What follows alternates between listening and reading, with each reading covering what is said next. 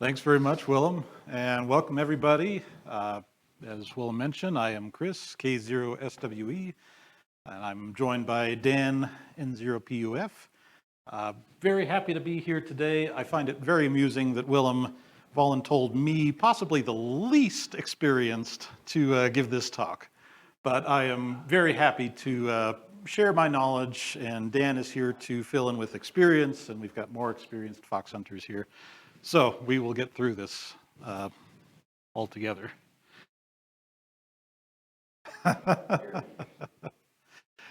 What we're going to talk about today, we're going to spend probably hour 15 here in the classroom, and then we're going to head outside for an actual fox hunt. We have a transmitter set up that's live right now.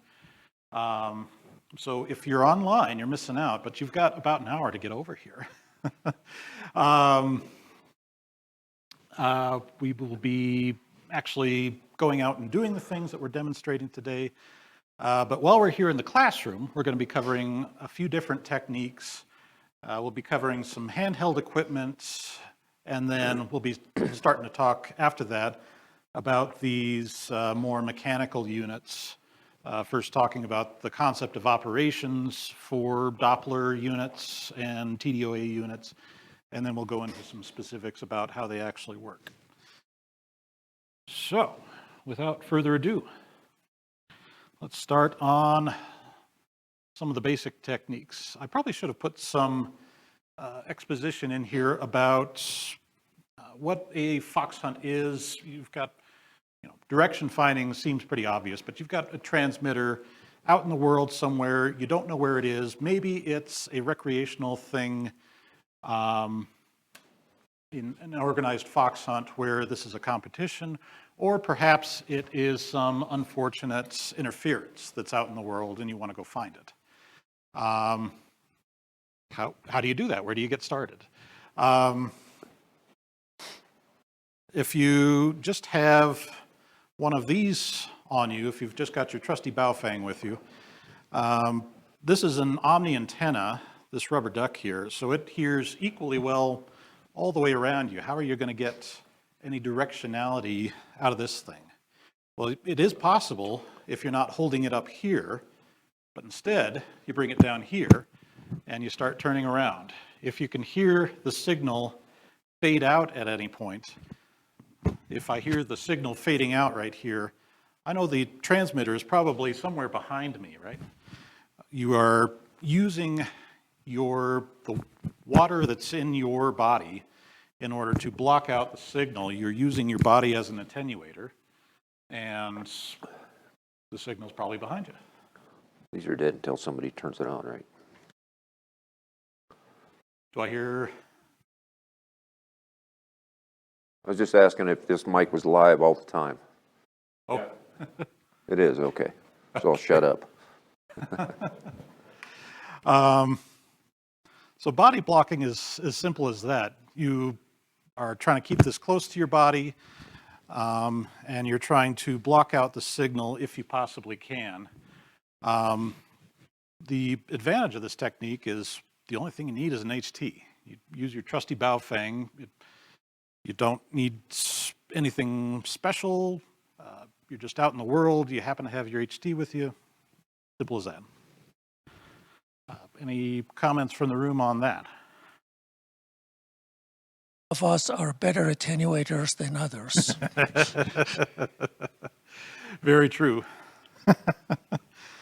Some of my high school kids would probably not do as well with that technique. Directional antennas. When you want to up your game, you want to get rid of this thing that hears equally well in all directions. Toss that off to the side. And you want to find an antenna that has some gain. It has some directionality to it. There's a figure in this slide. It's hard to see from here at least, but it is a radiation chart showing that some antennas hear better to the front and a little bit to the back.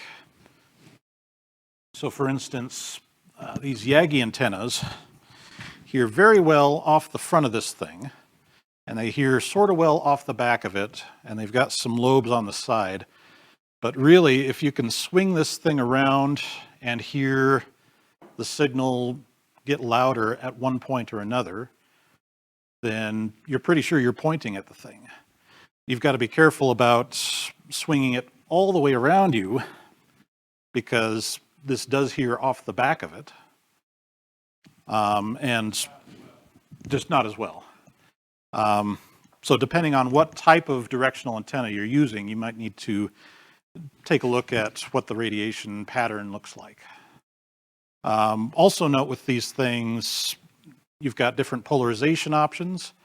If you know what the polarization of the transmitter is, you can try and match it. If you need a better signal, you can try and go cross with the transmitter if you need a weaker signal. Because as you get closer to a transmitter, obviously it's going to start swamping the antenna. You're going to get signal when you don't necessarily want it. So being able to switch the polarization and get some more attenuation can be a good thing. Usually we don't want attenuation for having conversations, but attenuation can be a good thing for direction finding.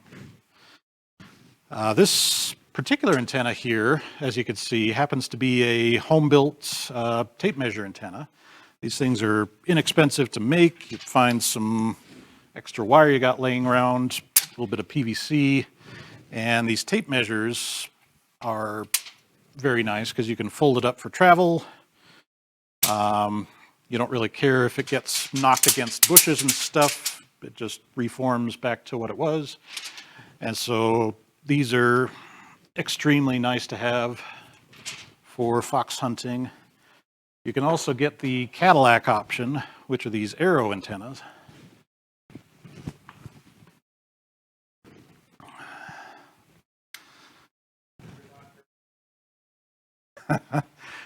Very true.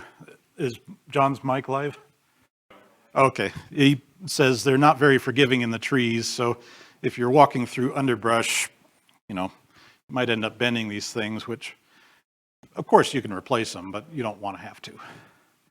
Can I have a statement on that? Yeah. If you're doing 60 miles an hour down the road, those work really good. That's true. They don't fold up like the, like the tape measure antennas. Tape measures are probably not going to like going through wind and stuff.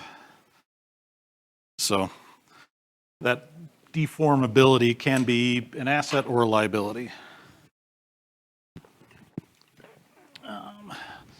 The thing about that arrow is that it actually comes in both UHF and VHF. So right now it just has the VHF elements in it, but there's a 7 element on the 90 degrees to it that you can use on UHF, which gives you quite a bit of extra gain. And of course, it's also great for working satellites. Very true. So the Yagi, and I've got a picture of the log periodic on here. I know those two are very popular for fox hunting. Does anyone happen to know of any other antenna designs that are particularly good for fox hunt? Loops? Closed loops, they work well. Closed loops? Enclosed loops? And Arrow sells them on their website. Arrow sells some. Okay. I haven't used a loop for fox hunting before, but I have heard of that, yeah. All right, so you've got your directional antenna. You can start to tell which direction a signal is coming from, but now you're getting closer to the transmitter, and suddenly even your directional antenna is getting swamped. You're getting too much signal, changing your polarization is not helping. What do? You got to turn down the volume on the RF gain. You got to turn down the signal because you want to be able to hear a difference between when you're pointing at the transmitter and when you're not pointing at it, right? So you want to be able to hear a difference in that peak. So that's where attenuators come in. And there's many different types of attenuators. You can use a passive attenuator, which is sort of just a resistor and takes away some of the signal on that primary frequency. Those can work. They're inexpensive. They're simple. But they're not always the best tool for the job. So you've also got something called an offset attenuator, which these are simply RF mixers. They generate either a 1 megahertz or a 4 megahertz off a clock on the inside, and they are mixing the incoming RF with that oscillating frequency. And so basically, when you're using one of these, it's battery operated. You've actually got to turn it on, which a passive resistor-based attenuator doesn't need a battery. But with these active attenuators, you turn them on, and you tune your receiver 4 megahertz up or down from your target frequency. And normally you wouldn't hear the signal at all on that frequency, right? It's not on a harmonic or anything, so you wouldn't hear anything there. But this lets you actually hear some of that signal on that offset frequency. And with this, you can actually turn the RF gain on that up and down. You can turn the volume essentially up and down on that signal. And so these offset attenuators are a huge advantage in being able to differentiate a signal.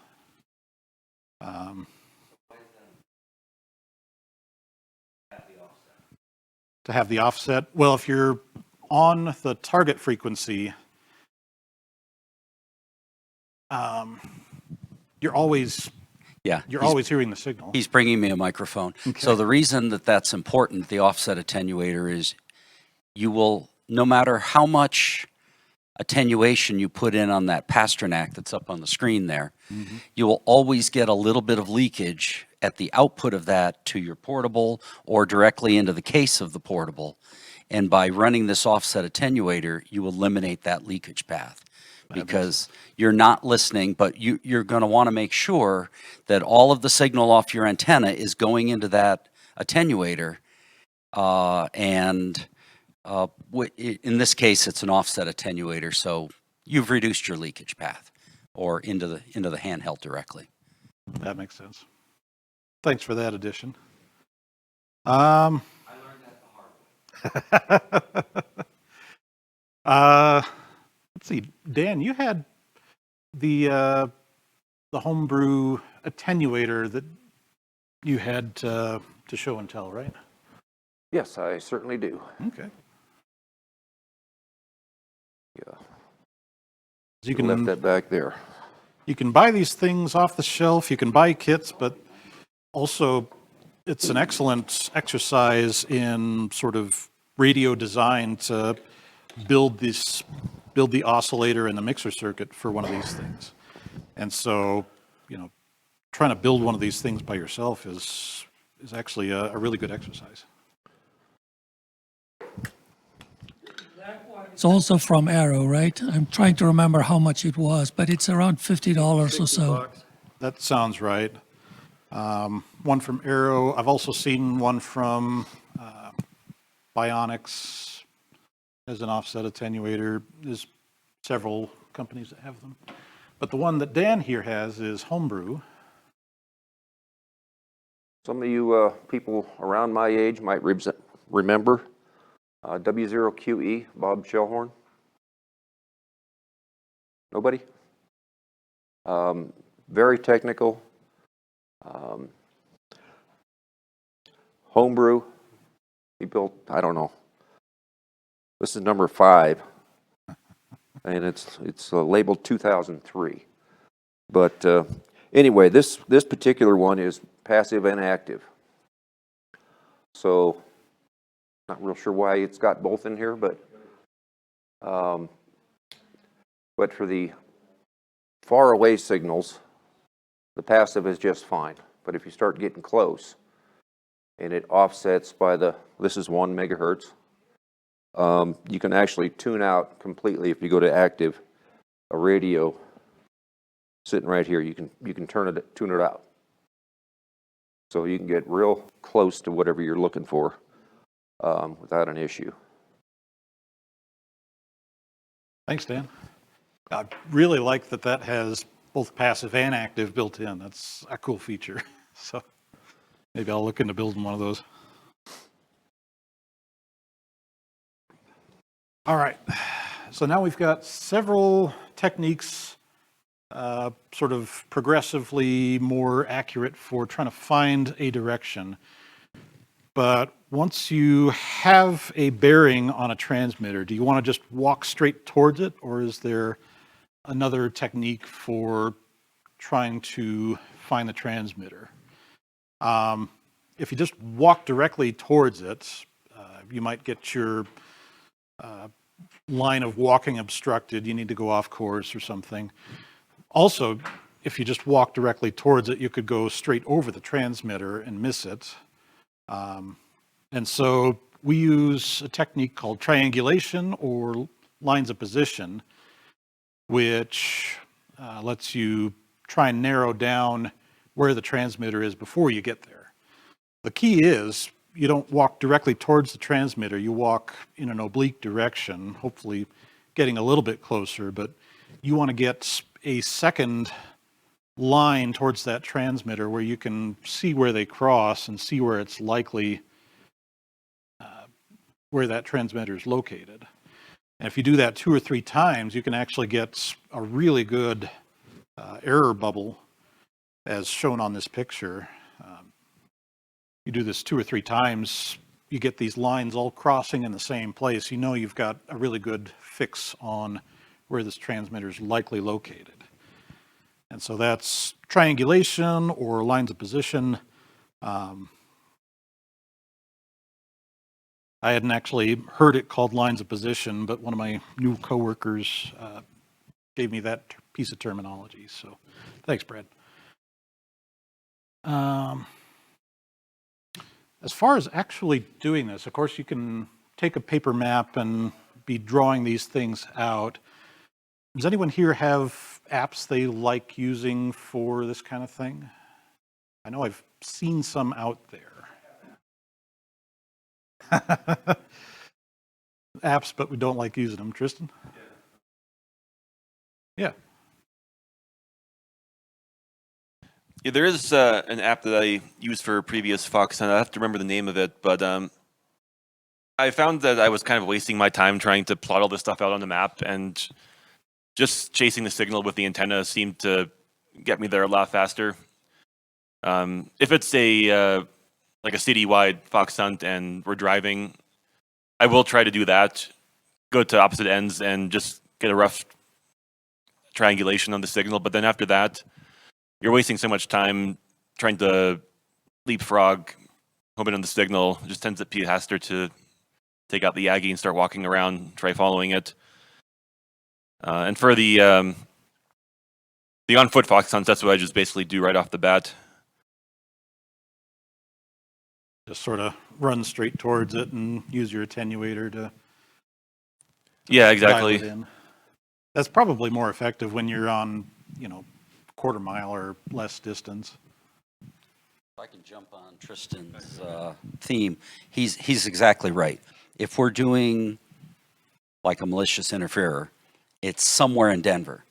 We always start with somebody that's like down in Southeast Aurora, west of town, north of town, to get that black circle. Right. And then, whereas this technique is really great at 10 miles away, it just doesn't pay for once you're within a mile.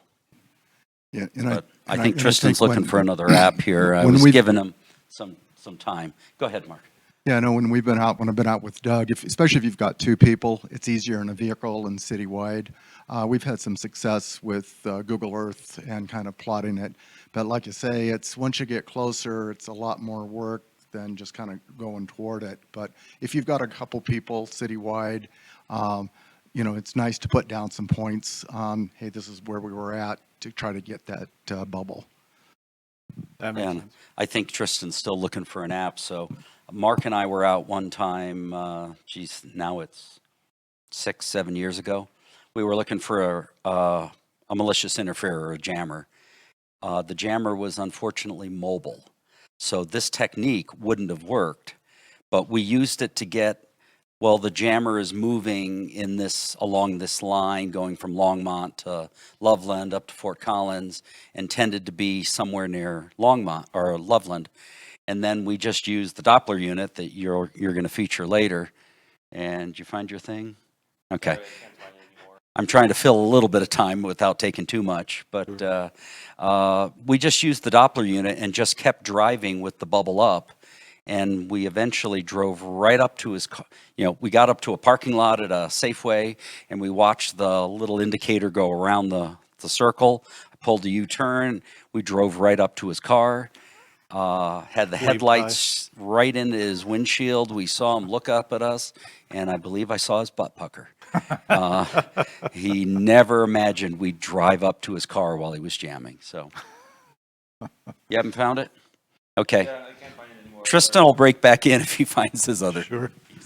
I mean, the other thing to bear in mind is, you know, here we show 3 bearings. Strictly speaking, 2 is enough to give you a cross bearing if you're at roughly 90 degrees. But in practice, you know, you've got 4 or 5 or 6 bearings, and 2 or 3 of them point in one direction, and 1 or 2 of them are just way off because you're getting a reflection. So you also have to be a little careful about how you interpret this, and you may have to be prepared to just discard some of them as just a complete red herring. Yeah, that makes sense. And I've heard that advice many times, that reflections are where experience really bears on your technique, because you're getting reflections off of mountain faces, you're getting reflections off of suburban or urban surroundings. And so being able to realize when you need to discard those, that's a technique that only comes with experience, is my understanding. So sounds like that's all we've got on that. So basically what we've learned with all these sort of handheld techniques is that it's really not that difficult to take one of these antennas and point at where a signal is coming from. I wanted to go off on a complete tangent and talk about a video game that I finally played a couple of years ago, which was from a number of years ago. It's called Call of Duty Black Ops.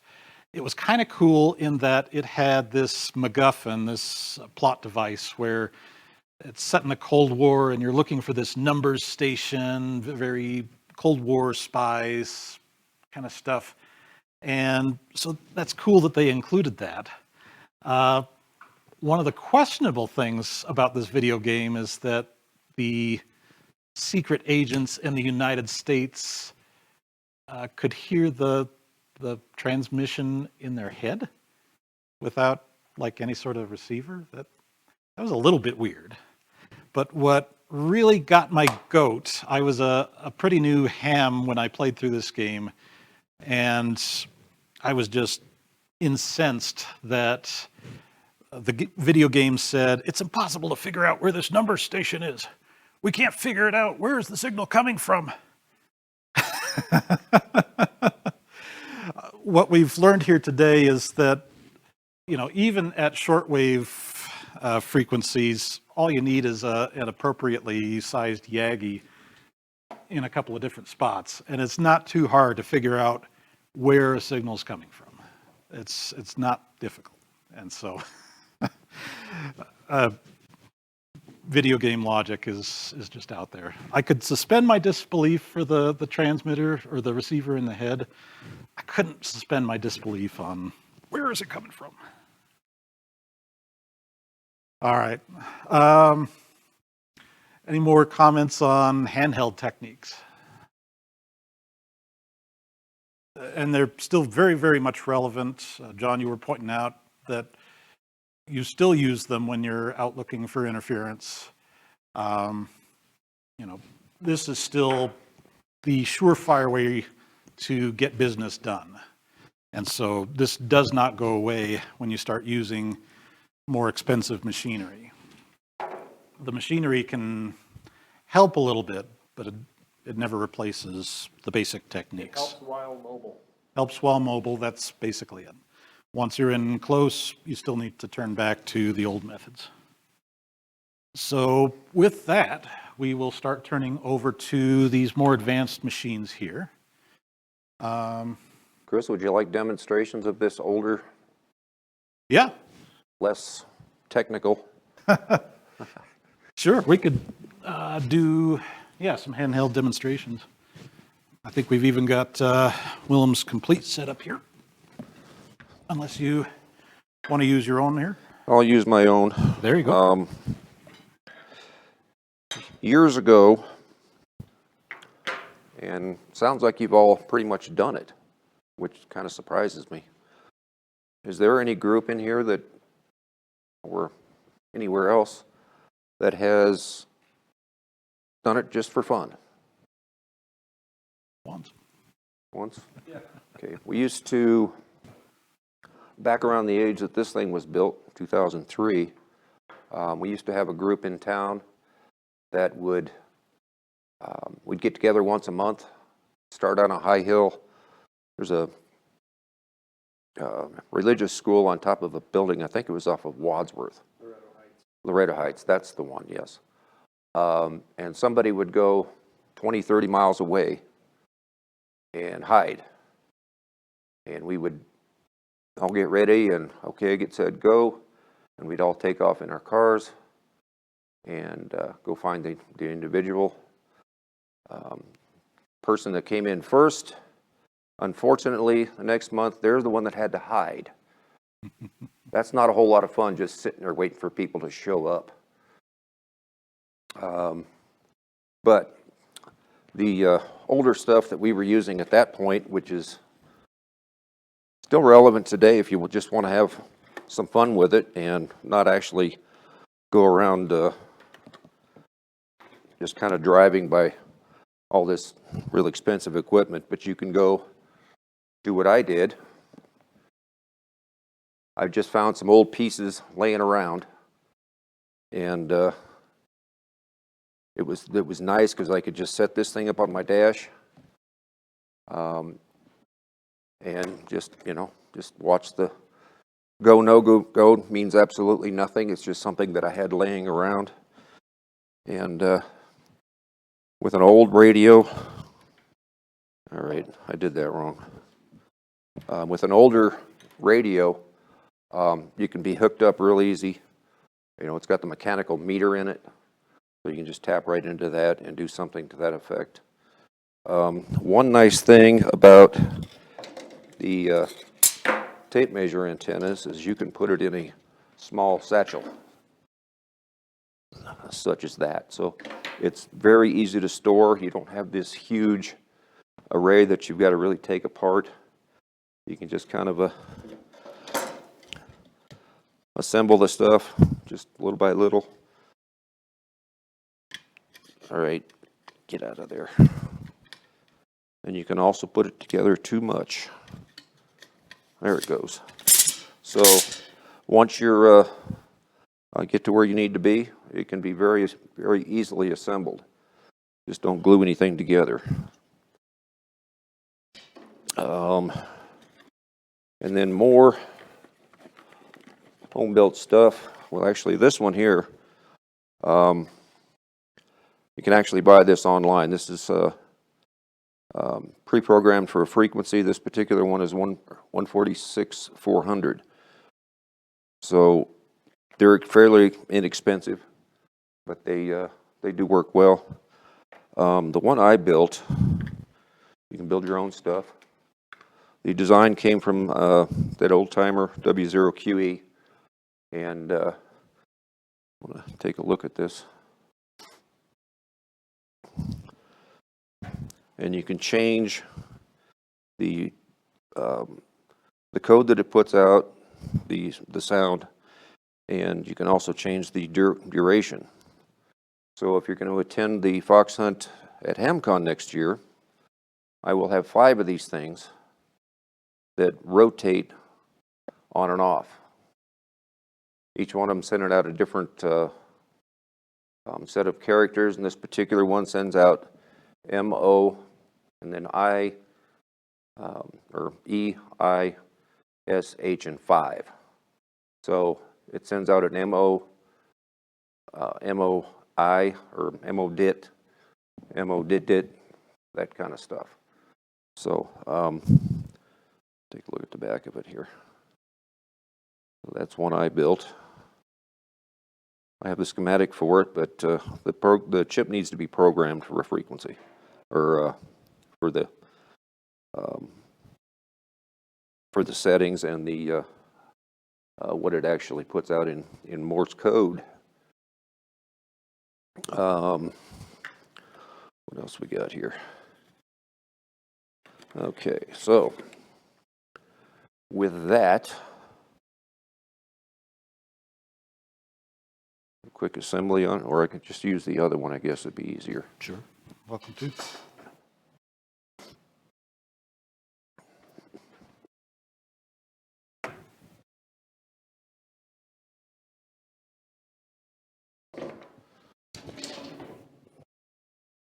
I should have put that behind me. And with this radio, very low signal, you can extend the antenna. Like I said, this is mostly older stuff, but it's very inexpensive. Not that difficult to build if you've got a schematic. Let's see, we're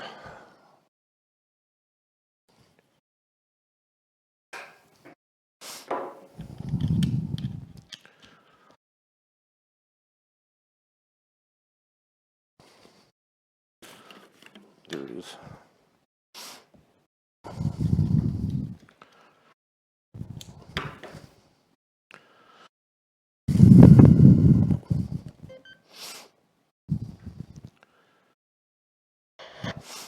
Okay.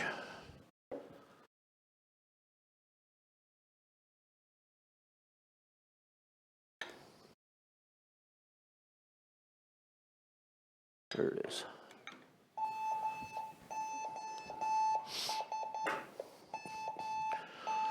So it will do that for like during a fun hunt.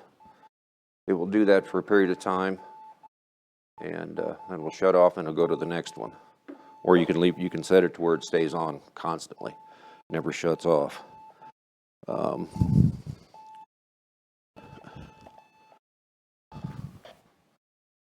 Okay, we'll go to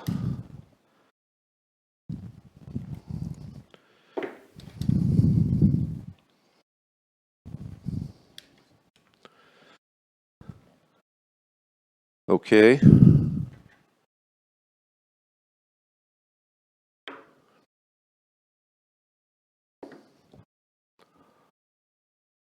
Sorry guys, it's doesn't appear to be working.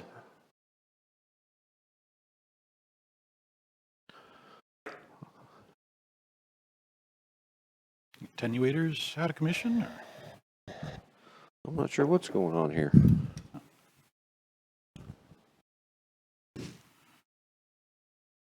Well, that's mighty odd.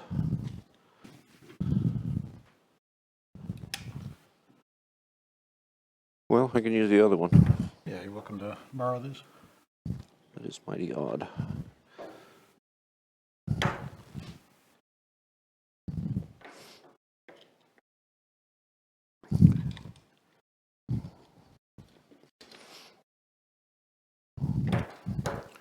And this is it's 4 megahertz.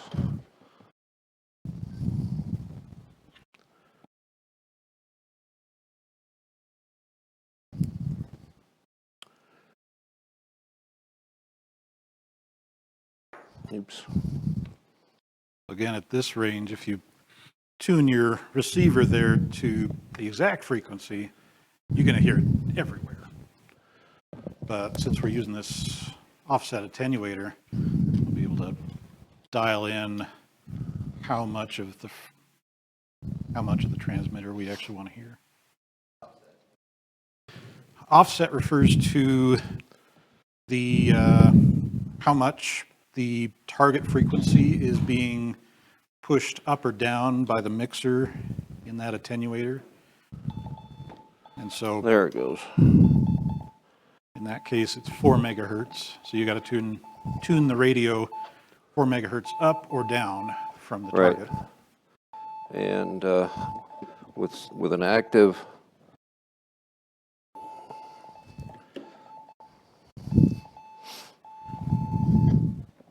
you can tune it completely out. So as you get closer,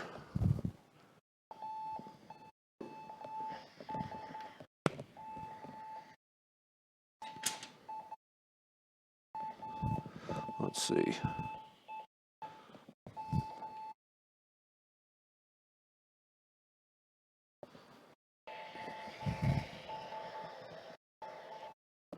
So just standing right here, you can take some very simple stuff.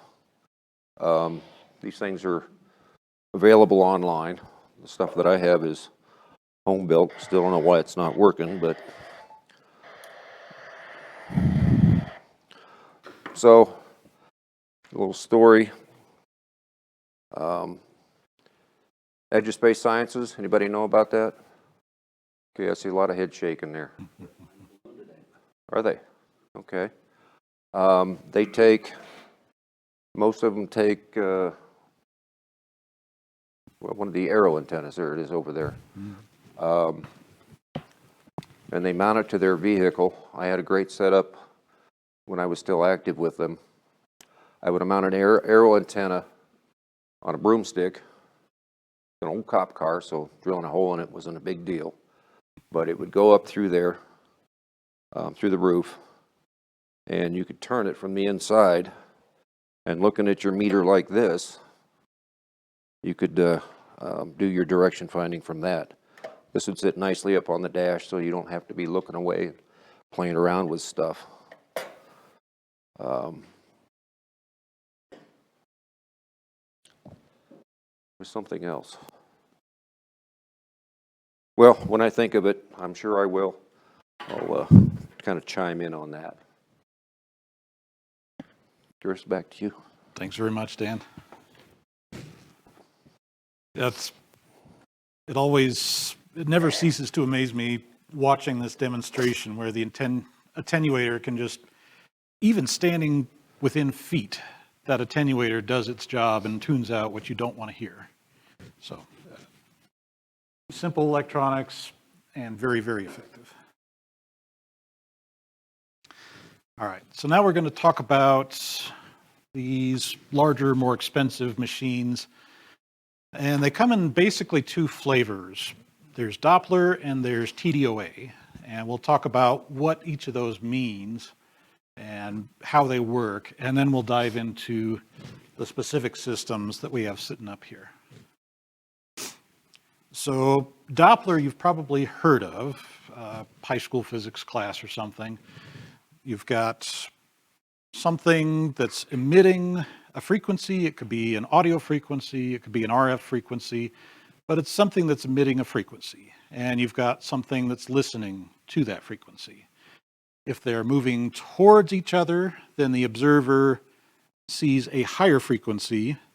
If they're moving away from each other, the observer hears a lower frequency. And so it's the classic ambulance or train sound.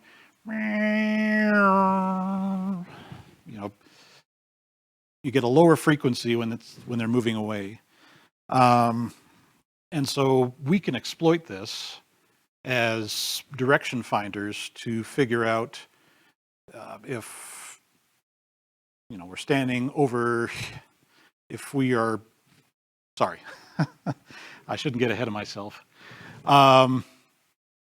So that's the basic property, is that the emitter and the observer are moving towards each other or away from each other, when we are direction finding, we can't necessarily control how the emitter is moving. You know, if this is an interference, if this is a jammer, they're in their car, we can't control where they're moving, but we can control our observation. We can control the movement of our own antenna, and so we can, as the marine antenna on the slide here shows, we can move our antenna to where on one side of the circle it's moving towards, on one side of the circle it's moving away. And if you've got a reasonably sensitive receiver that can see that difference in frequency, then you can actually measure that and get a bearing off of it. And so that's what we do with Doppler systems, is we are either physically or virtually moving the antenna in a circle in order to detect that change in frequency. Now, we can do it physically like this marine antenna, but you know, moving electronics are always more expensive than solid state, and less reliable, more expensive to repair if they have issues.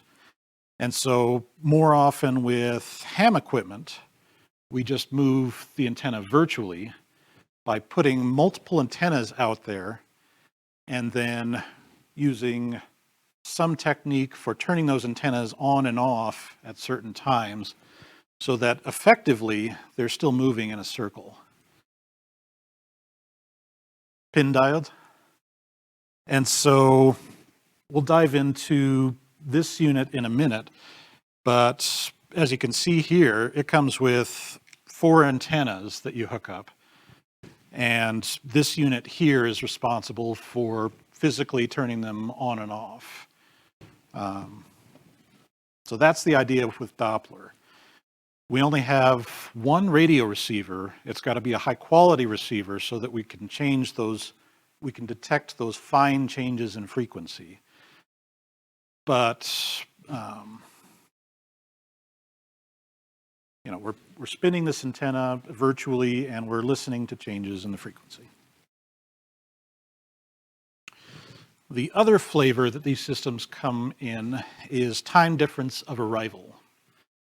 These look similar, and I've got one sitting here. It's also got multiple antennas that you set up in a circle. But the concept of operations on this is much different, because basically what you're doing is watching that wave front and watching what order it hits these 5 antennas. So it hits here first, and then there, there. And so you know that the wave is moving in this direction.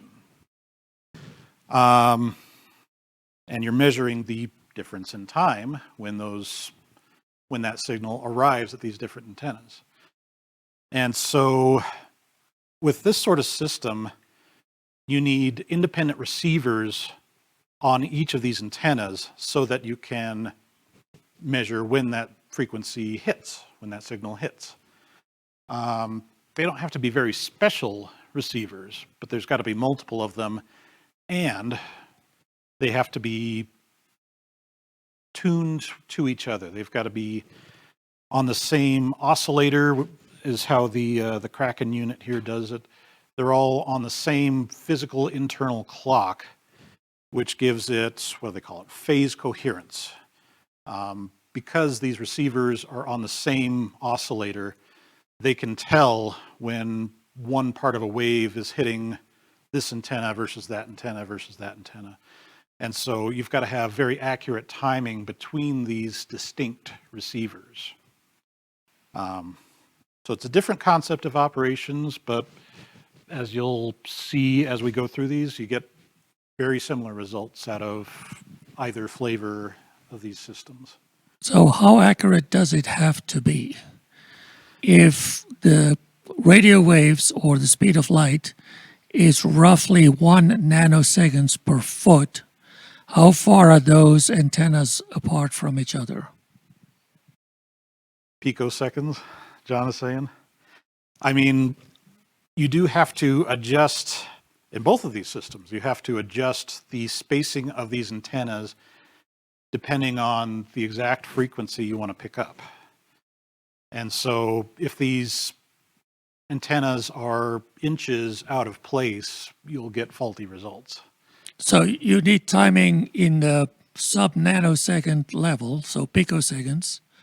The other thing, of course, that you have to worry about is that these signals aren't direct deltas, right? They're not just a spike that you can recognize. Right. It's a complex waveform, so you need to actually do some waveform matching to know that what just hit antenna A is the same thing that had antenna B. So there's a lot of signal processing that goes into this. Right. That's another thing with TDOA is exactly, you have to figure out if these two receivers are hearing the exact same thing, because it's not just a pulse, it's a tone, it's a continuous waveform, and so you have to detect when the signal changes and be able to match that between these independent receivers. So it's a complex processing problem.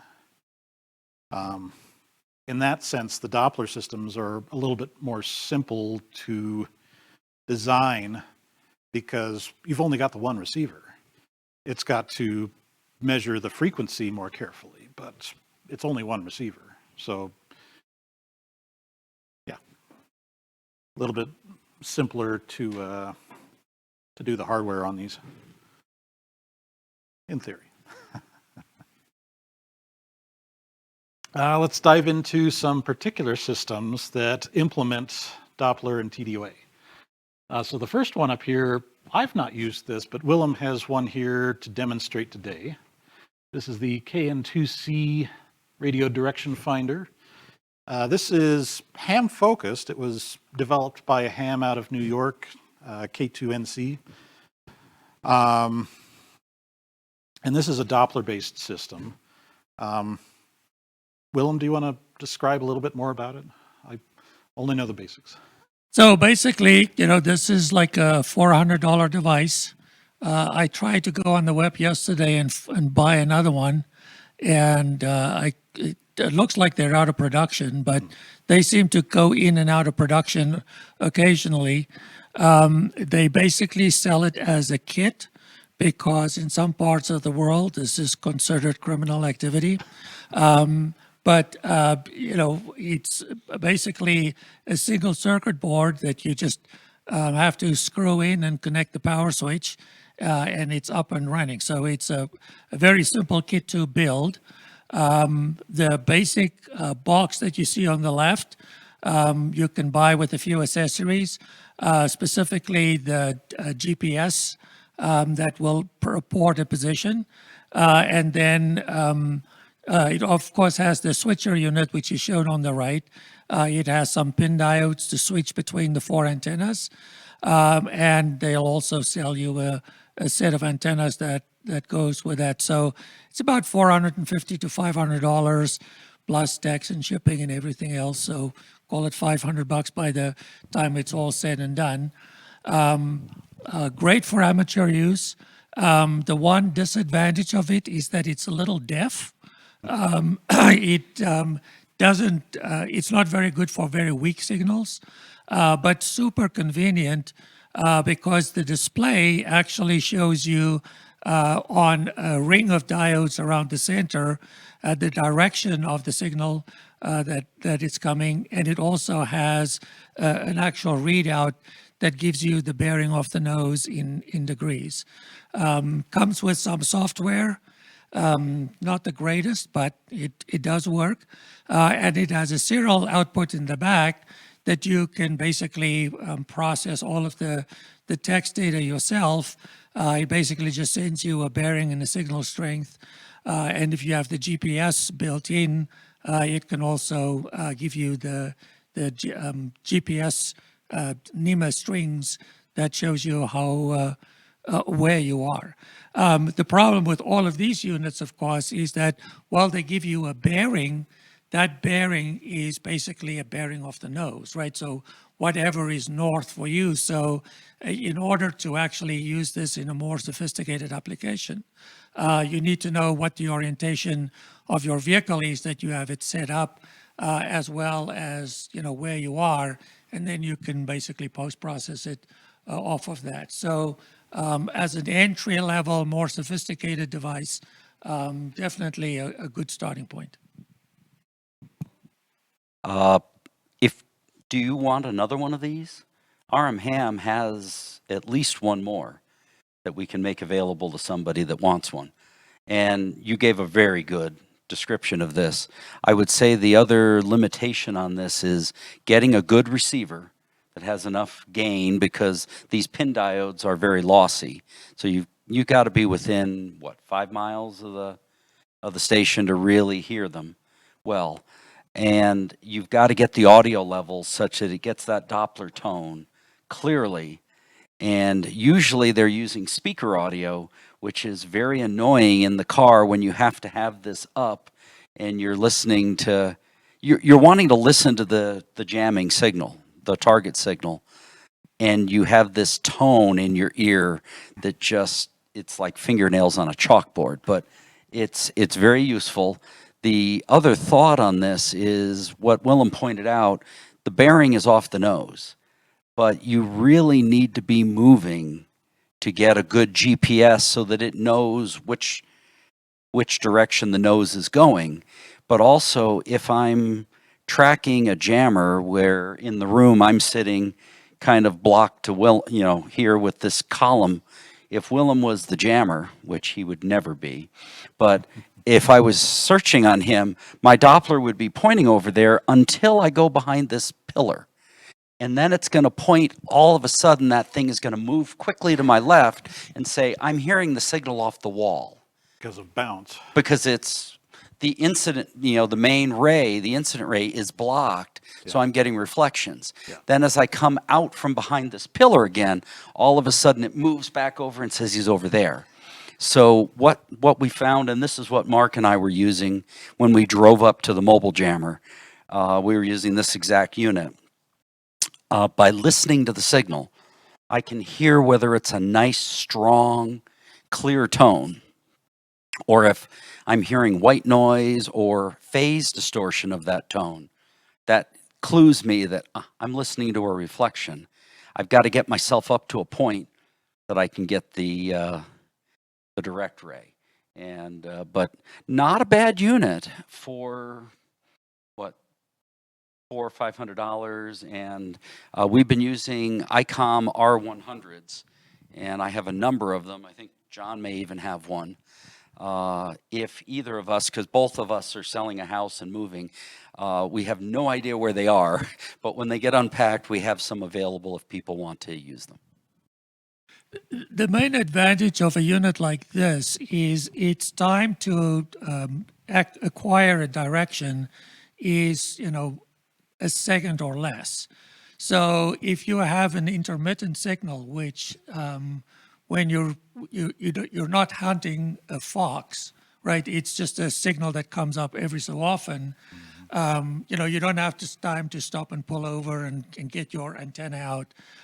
This will give you a direction within a second or two. And so that's very, very convenient if you're, hunting something that's intermittent and you need to have an answer, almost instantaneously. The other thing, of course, is that as far as the specific bearing that it gives you, it's probably plus or minus 20 degrees in a lot of times.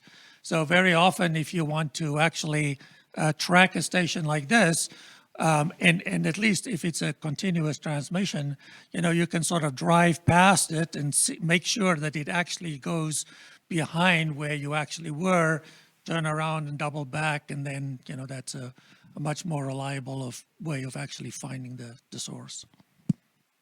I guess one thing I'll point out that with these as well, we've all got mobile radios and stuff in the car that are high power, and you want to be very careful around one of the Doppler units because you can blow out the pin diodes. And then you get a unit that's not working quite so well. So you've got to be really careful of the RF that you generate in the vehicle when you're using one of these Doppler systems. Yeah, that makes sense. I've heard Mike Pappas talk about that exact issue. Well, I think I've read even when you get to the Kraken that that's something you've got to be careful with those as well, as they're Even real then. susceptible to RF. Something else I wanted to comment on is the rate of scanning is 430 hertz, so it goes around. So that's why that buzzing mosquito sound is so annoying, and very characteristics of these units is that 430 hertz tone. That's actually the scanning of the antennas that you hear on the speaker.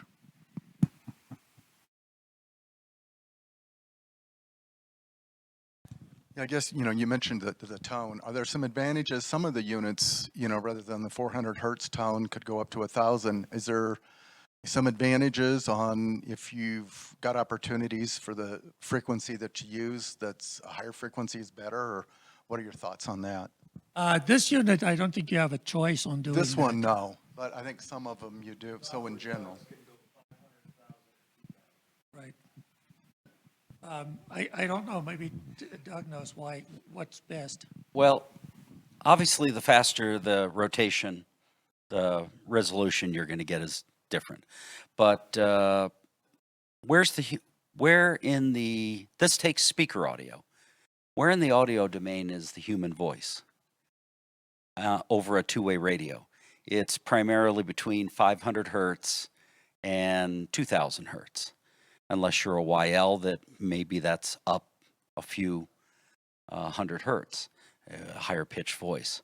So if you're running this Doppler in the voice pass band, you've got more, you've got to basically filter that out, and when actual modulation comes through in that frequency, it could potentially fall. So I think Doppler Doug or Doppler Systems down in, what are they, Arizona or wherever, John?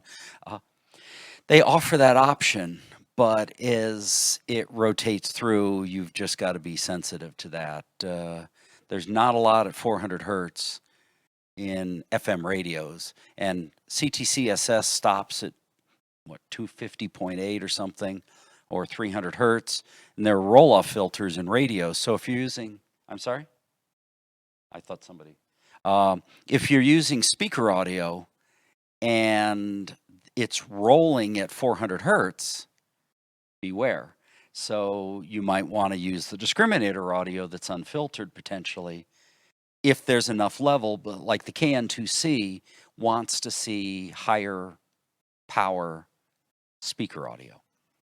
The Doppler systems, I believe, will work fine with discriminator audio, which is not emphasized, pre-emphasized, de-emphasized, and not filtered. So it's all a matter of getting your interface from your radio into your Doppler equipment. That's king. And that's really, as I mentioned, the downfall. But yeah, so that's the different rates, is at least my theory. Interesting. So understanding how the components of these systems play together is really crucial in tuning it, optimizing it, making sure it works well. Yeah, exactly. And what's the real difference between this, and are you going to do a slide on Doppler? Yeah, actually, that's next. And it's right up there on the table. The main difference is it's just, it's kind of like the difference between a nano VNA that you can hold in your hand and now it's not Hewlett-Packard, it's not Agilent, it's Keysight, bench instrument that's just higher precision. And I'll let you go into that, or Mark maybe has a comment first. I think, a lot of it, Mike's still on, is with the equipment is, you don't just take one of the units and throw it in the car and go out. I find that it helps is, to get the stuff set up, go out where you can pick a repeater or whatever, get to know the equipment before you actually go out on fox hunt. And, that's a key part of it, just like with the body blocking and some of the techniques. It's learn your equipment before you go out and really need to use it. Yeah, I agree. That seems to be a key with all of these pieces of equipment. Yeah, practice, practice, practice. There's something else that's important. So the Doppler systems, they recommend specific radios that you should use because they've calibrated them in terms of what it takes to actually move the signal through the whole radio RF circuitry and the auto circuitry and things like that. Because the DDF system, can you just go back to the previous slide, Yeah. please? Is sort of for, use whatever radio you want. There's actually an adjustment right up here where when you first set it up, you actually have to calibrate it to what the delay is between when the switch happens up here, it passes through the entire RF and AF paths to the system. And so your adjustment here is to basically zero it out so that you have the correct delay between when the signal was received and when it was detected. So there's actually a calibration on this unit where even before you go out hunting, you need to calibrate this to your particular receiver. Your whole RF setup, yes. That makes sense. Okay. Any more comments on the KN2C? Kristen? Regarding the protection of those pin diodes that you talked about earlier, is it possible to put pre-selectors or filters onto these things, or does that screw up the phase coherence too much? Can you work around that?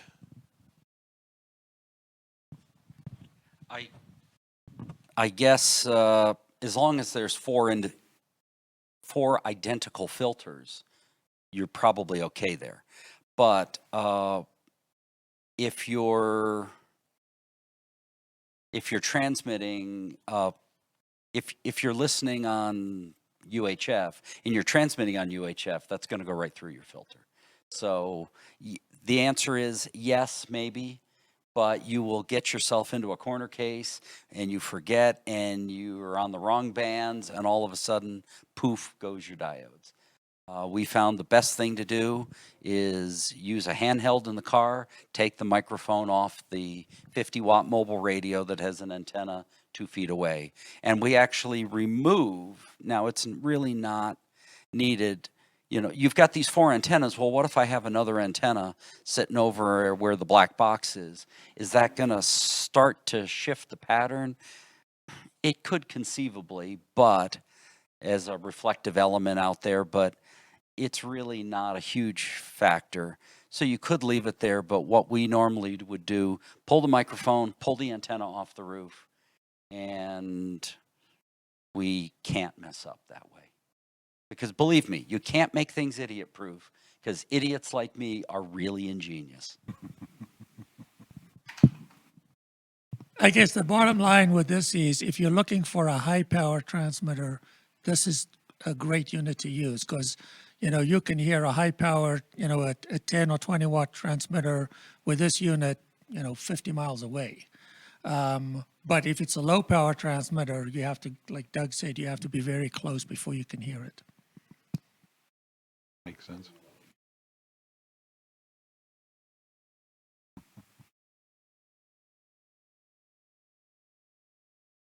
All right. Well, along similar lines, we have the Cadillac version of that. This is the Doppler Systems Doppler system. This one is, I believe it's actually like commercial unit versus ham. And so this one comes with an appropriate markup. These will run you about $4,000 is my understanding. These are made by a different guy named Doug than the Doug we have here in the room out of Arizona. So we call them the Doppler Doug units. But these things are quite a bit more sensitive. The Doppler system itself is more sophisticated, but also the receiver on these is a higher end receiver. They've got a few that they specify. This happens to be, what, an AOR1, DV1. But same idea. You set up 4 antennas on the roof, run the lines to the summer unit here, and the summer unit will turn them on and off. And RF goes back to the receiver, and the receiver figures out a bearing for you. So besides the summer and the receiver, we also have sort of the Doppler logic is implemented here. We also have, this is an LTE modem and just a small network router. So these are specialized to RMHAM because we use these to get back into our network to be able to share reports across multiple of these units.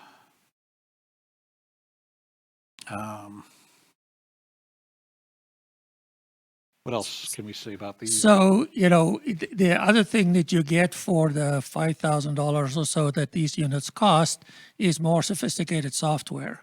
Yes. And in particular, this unit is geared towards networking multiple of these units together and then give you a combined display of everything. So the map that you showed previously showing the different lines is something that software will dynamically generate for you if you have multiple of these units networked together.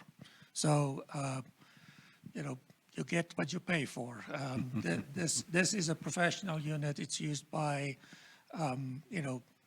the FCC and people like that have a commercial interest in actually finding either sources of interference or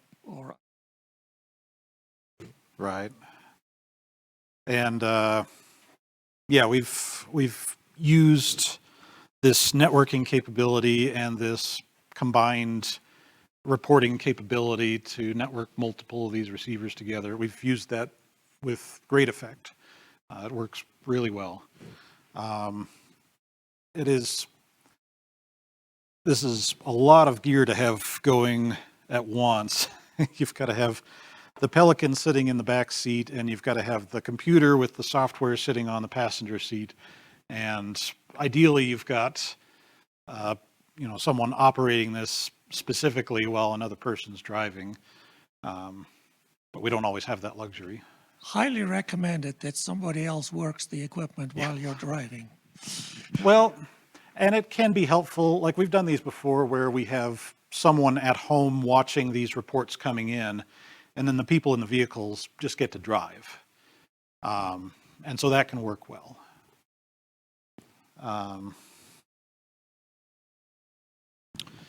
What else can we say about these? Expensive, a lot of equipment to set up, but they get the job done really, really well.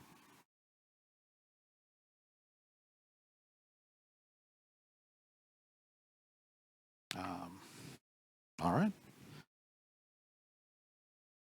The last one we want to cover is the Kraken unit. Kraken RF makes the Kraken SDR. And so all of that is over on this side of the table. This one is a little bit different because it's the TDOA flavor of things. So it's not spinning the antennas, rather it's listening to all 5 antennas at once. And so with this, you've got the Kraken SDR itself with 5 independent receivers all set on the same oscillating clock. And so this is able to listen to all 5 of those at once and send basically raw data over to the Raspberry Pi where the actual computations are going on. One of the cool things about the Kraken SDR that I think is interesting is that this is an open source system and you can actually use it for more than just direction finding. It happens to be very good at direction finding, but you can program this with other use cases in mind anywhere you need 5 independent SDR receivers. If any of you have played with the RTL SDR USB dongles, this unit is basically just 5 of those ganged together. And so it's a very flexible unit in that regard. You can use GNU Radio to reprogram these for different purposes. But in terms of direction finding, you've got the Kraken SDR itself. It requires 5 of these antennas set up in a circle. Again, you need to be careful with the spacing and with the height of these antennas to tune it to the frequency of interest. So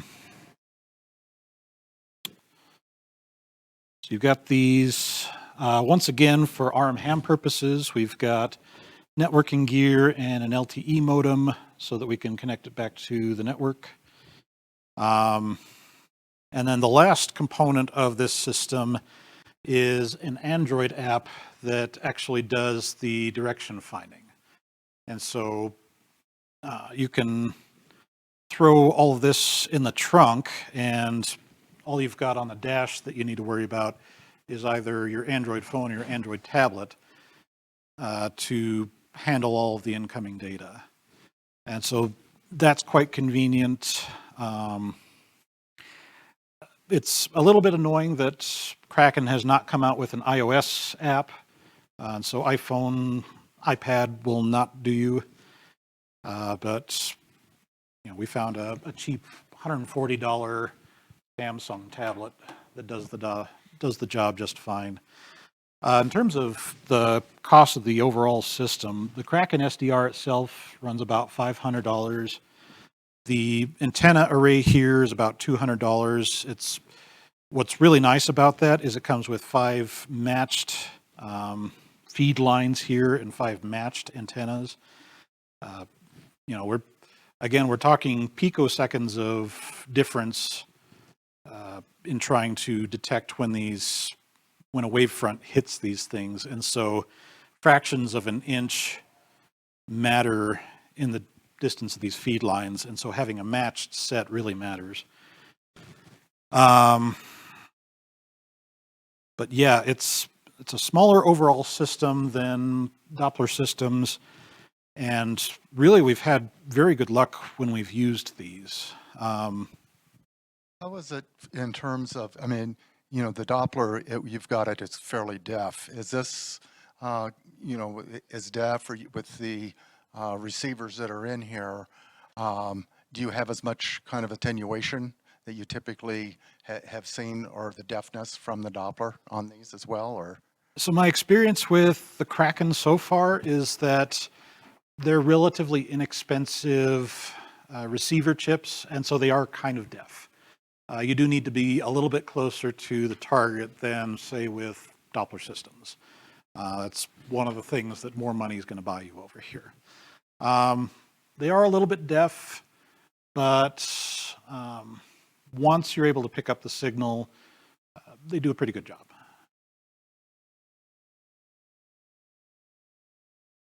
Where does the processing for this actually occur? Is it in the Kraken box, or is it in the app that's running on the Android app?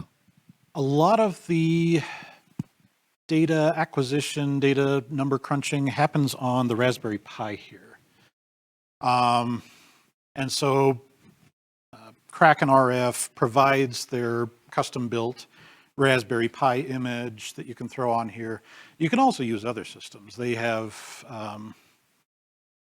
images for many architectures, but Raspberry Pi happens to pair really well with this form factor. You know, it's small and fits well with the rest of the system. So, Do you have to have a Pi 5, or can you do it with a Pi 3? actually, we've had the most luck with Pi 4s. I don't think a Pi 3 has enough horsepower. And Pi 5, I haven't tried this, but John tried it apparently recently and was not having luck with it for whatever reason. So we've had the most luck with Pi 4s.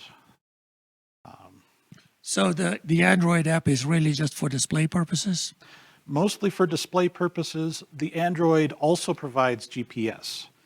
And so, you know, I wanted to look up whether it was possible to like plug in a GPS dongle into the Pi, but the way the system is designed, the Android app is what has the GPS, and so it's doing the final determination of the car is heading this way versus the bearing to the transmitter is over here versus north is over here.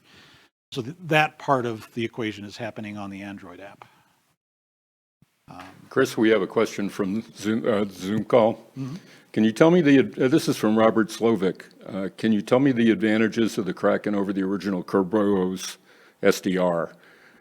He has the older unit, was trying to figure out if it would be worth the upgrade besides the convenience on initial calibration.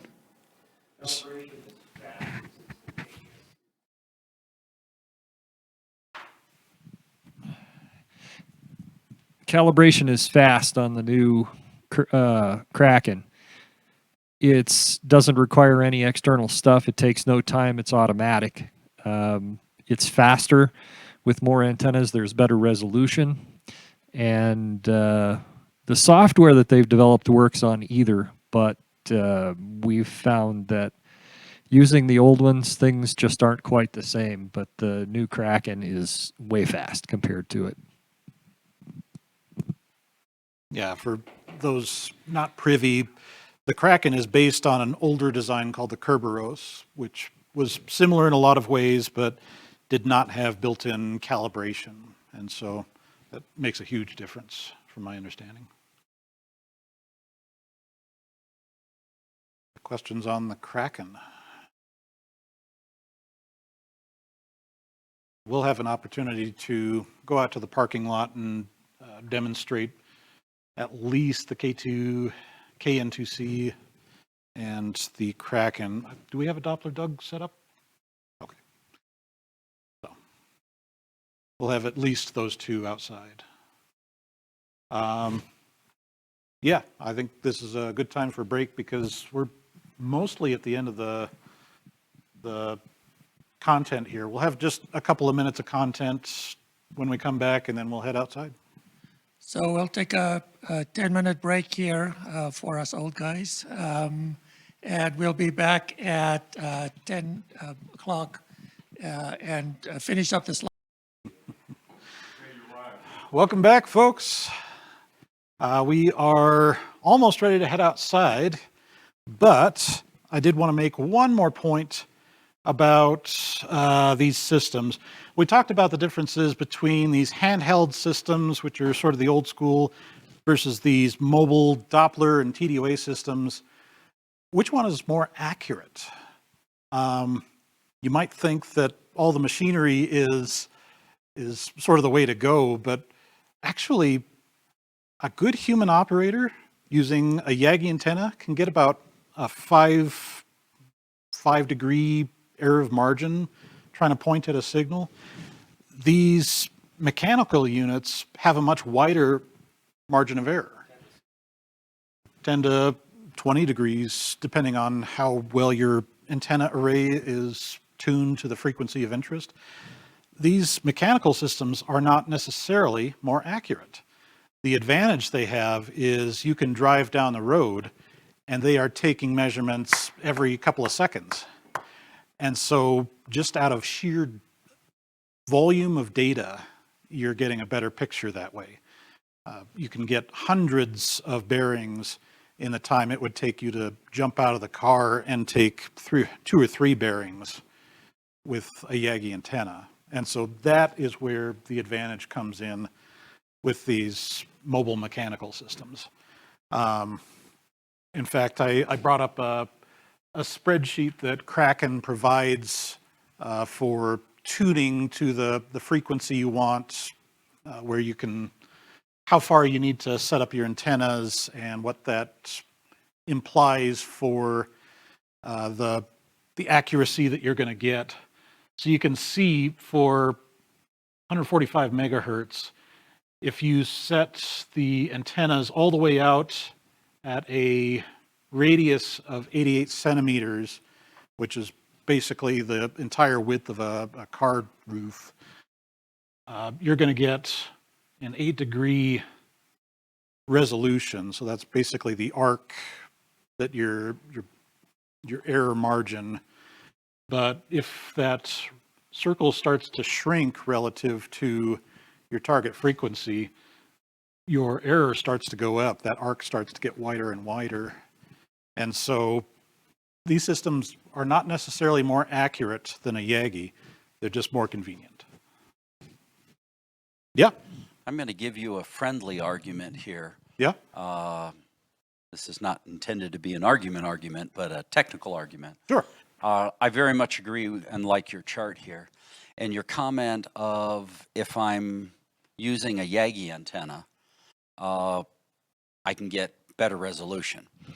I'm going to argue that you really can't unless you have, if I'm looking for a broadcast station, if I'm direction finding NOAA weather, maybe I can because I can really precisely and find this and there's no side lobes on my Yagi, but that's going to take you 10, 20, 30, 60 seconds to get that kind of resolution.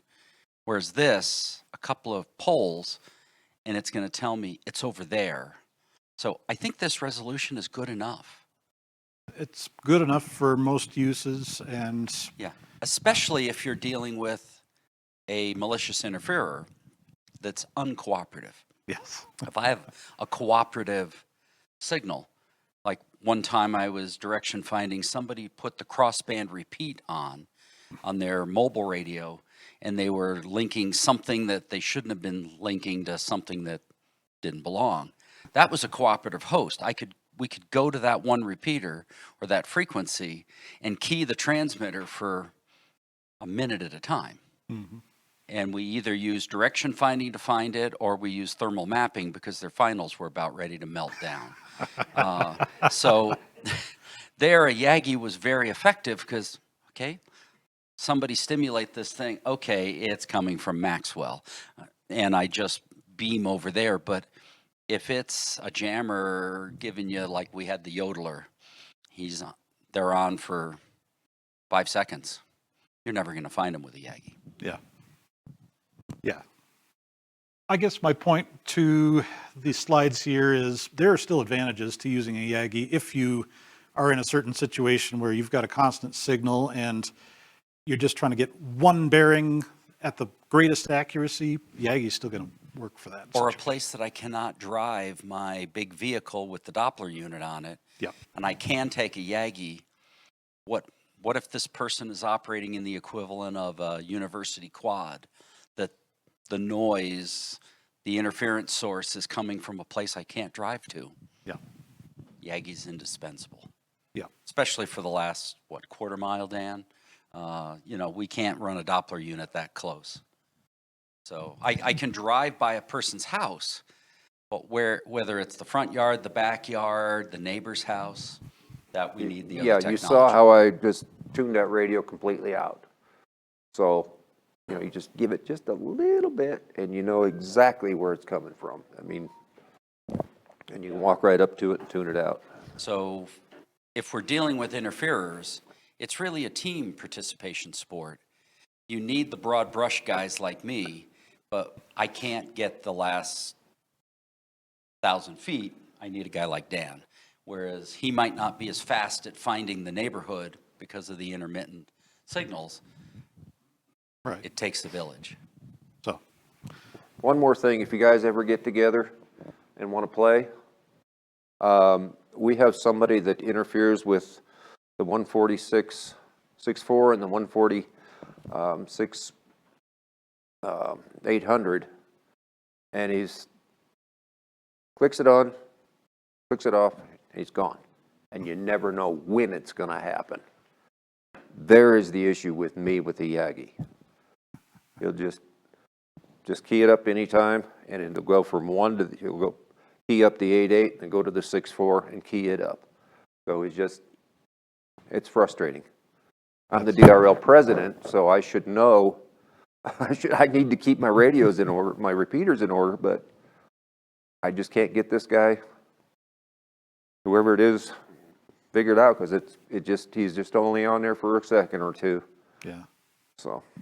Well, that's the other advantage of these kind of electronic systems is you can also record histories, right? So you can actually leave it on 24/7, and then when you hear a report, go back in the history and look at what was actually received.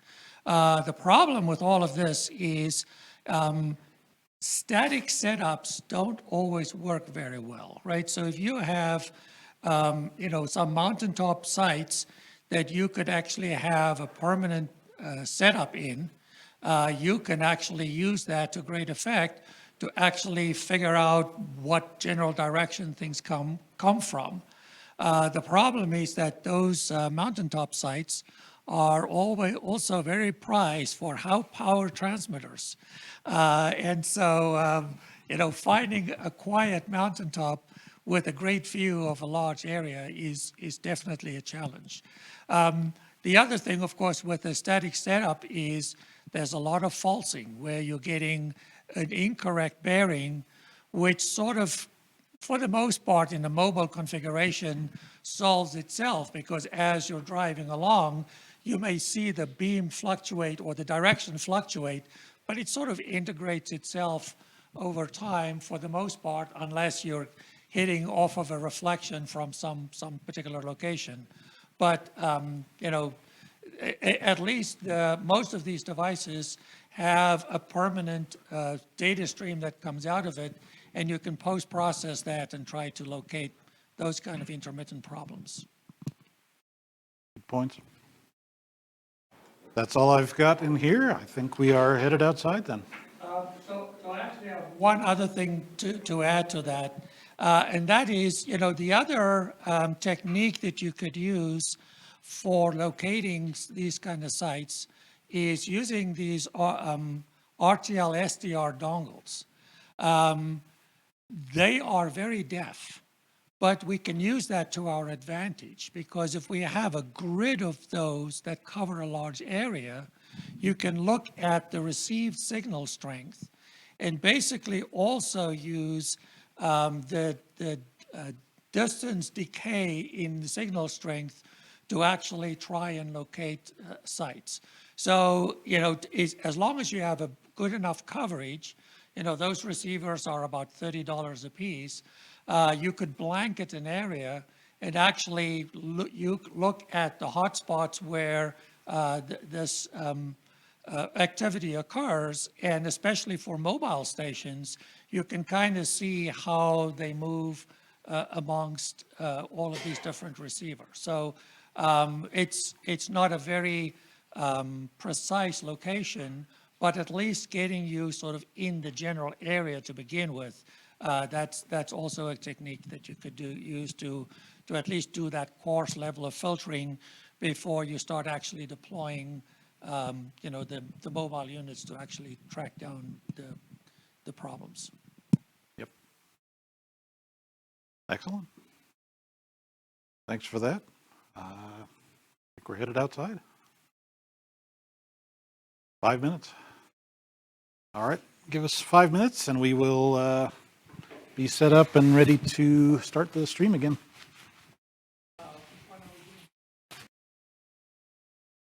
All right, we're back. We are outside. We're ready to demonstrate. First is the Kraken unit. As you can see, I've got these antennas set up on my mobile roof here. We've got it's in a pattern of 5 antennas. This was kill that. So this was set up with a 3D printed jig. It's not the ideal distance for these, but it works well enough.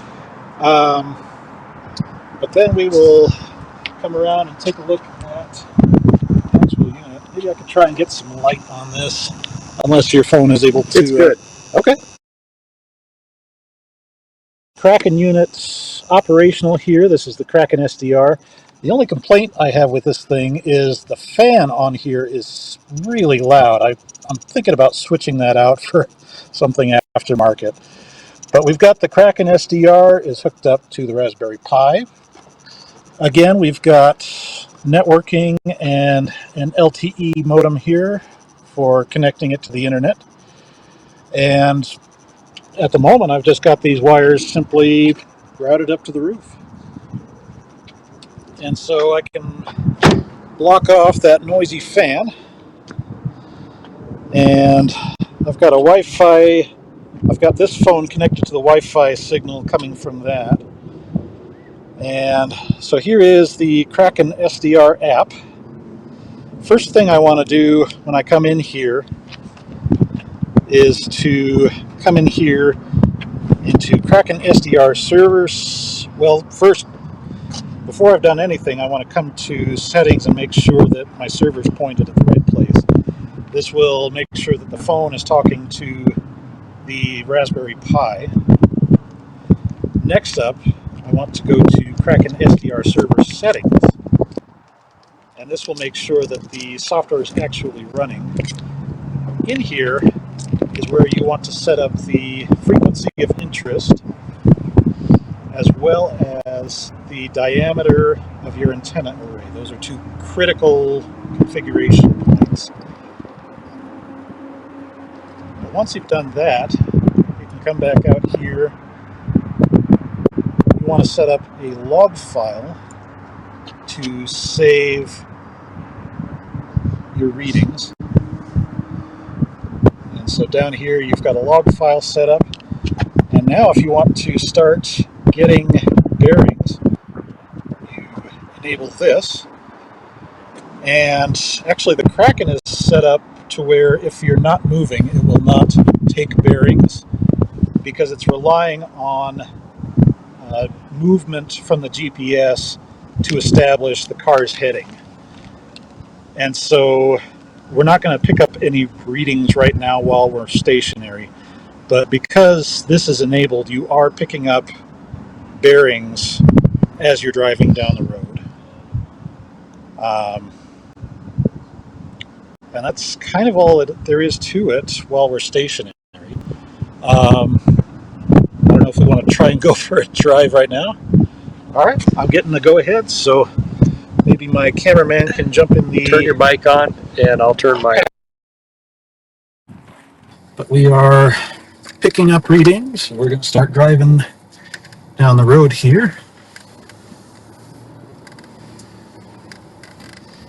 And again, the Fox is out there and active. But it is a tiny little 15 milliwatt Fox, and so I don't know if the Kraken is necessarily going to hear it.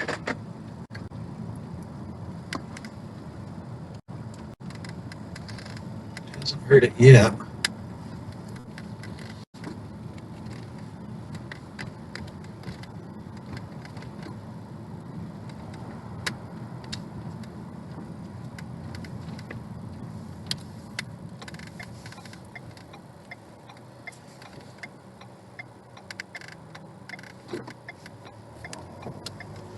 We did get one bearing on.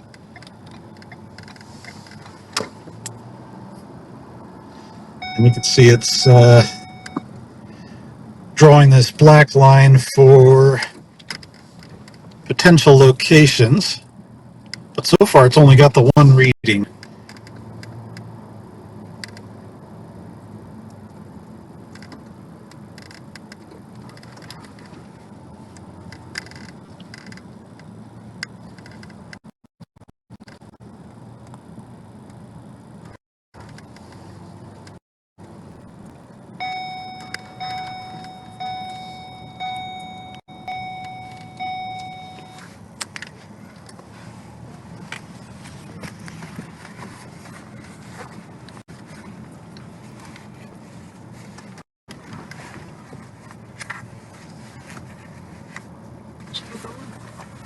Hold this for just a quick second. I'll put this belt on.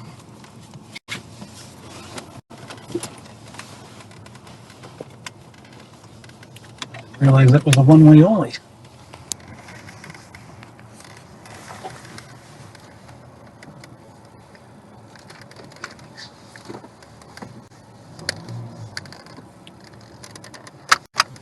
I'm surprised we're not getting more readings from here.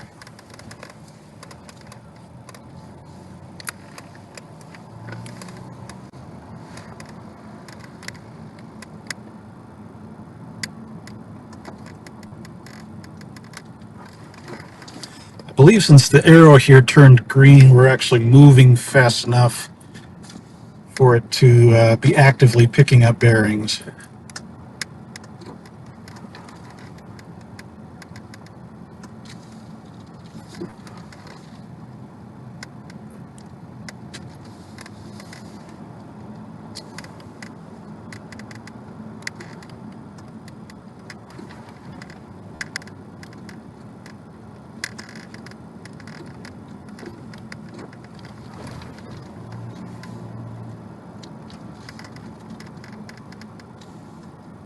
Interesting.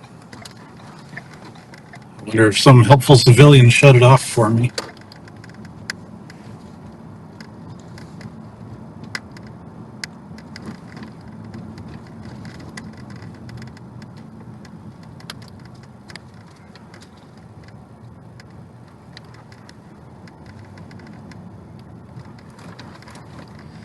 This is really pretty cool once it gets going because it will emit tones for how strong the signal is, and it will start to generate a heat map of where it thinks the transmitter is located.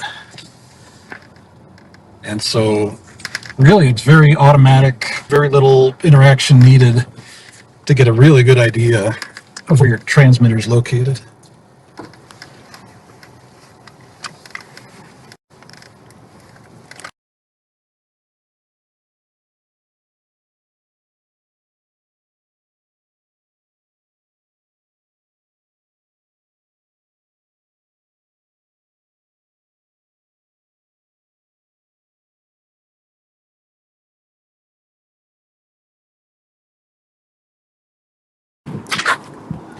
Right?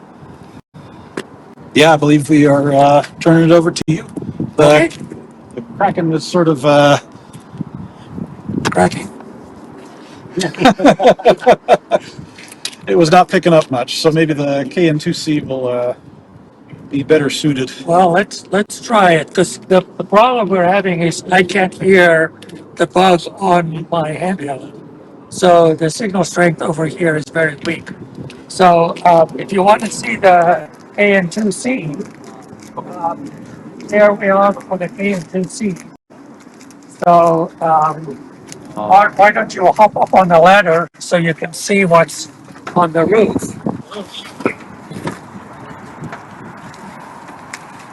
Basically, we have the switcher unit here that switches between the four antennas.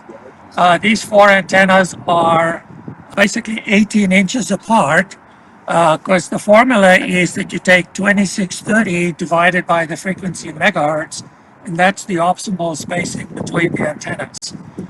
Then we've got the RF feed as well as the control feed going on these wires through the back window. And then if you come in here,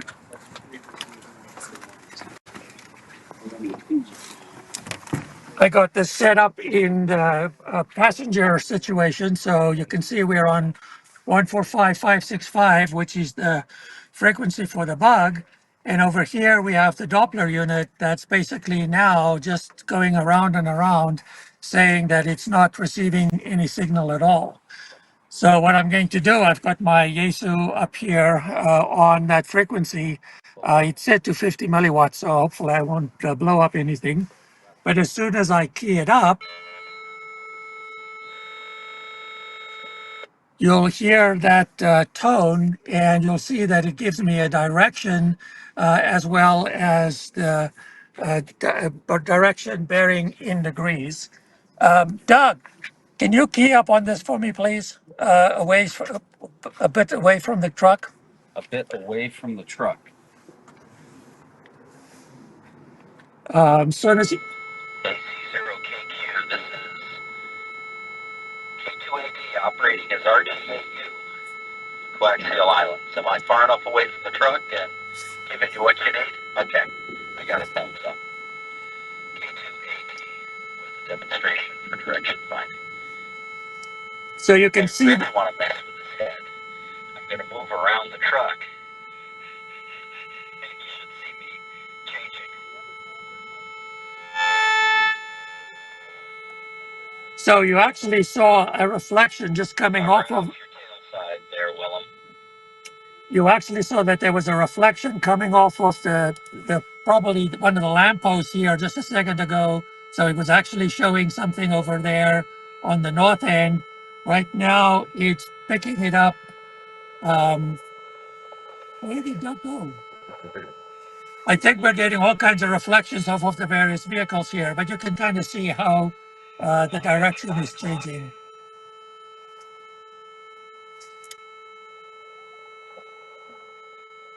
It's got a blue LED at the top, so you can kind of see where north is. That's just to catch your eye. And K280.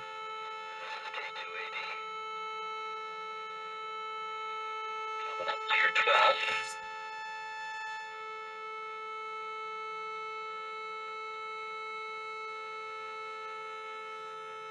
From reserve for combat, purple heart, okay. Okay.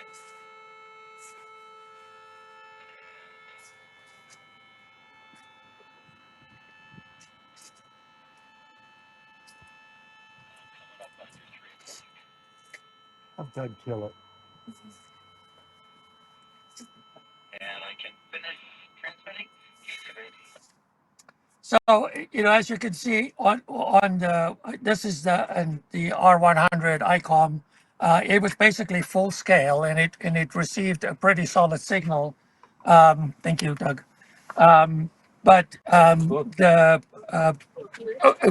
bug that we actually have set out here, we can't hear at all right now. So in that case, it'll basically just show you how it's scanning. Obviously, that's actually a slower scan than the actual rate at which the antennas move, because that's 400 hertz.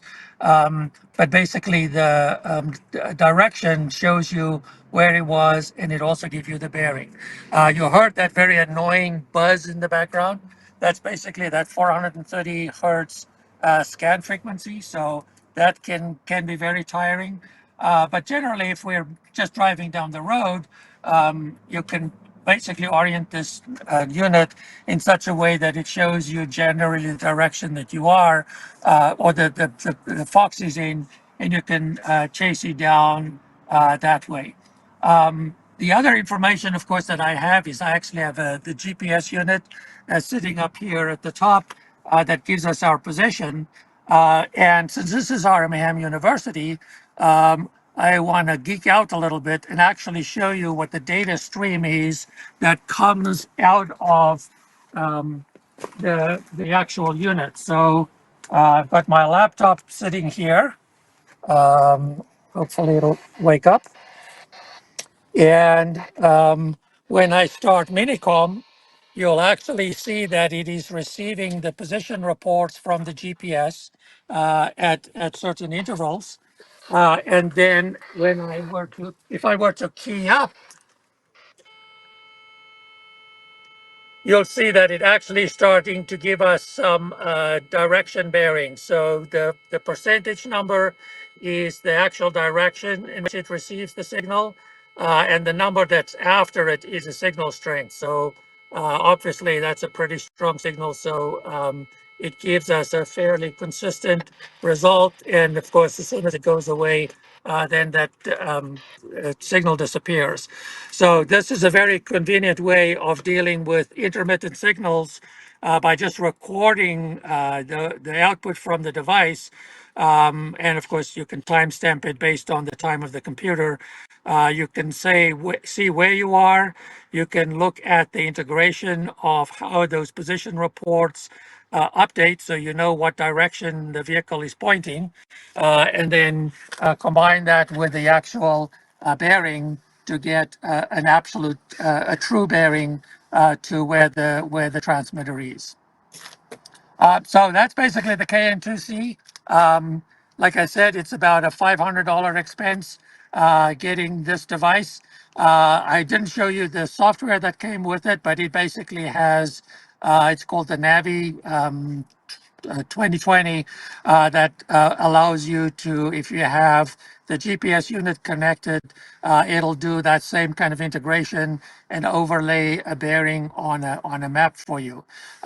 In a dynamic situation, basically just following the arrow is typically the way that you can actually track it down, or at least get closer to the source of the emissions pretty easily. That's all I had on the KN2C.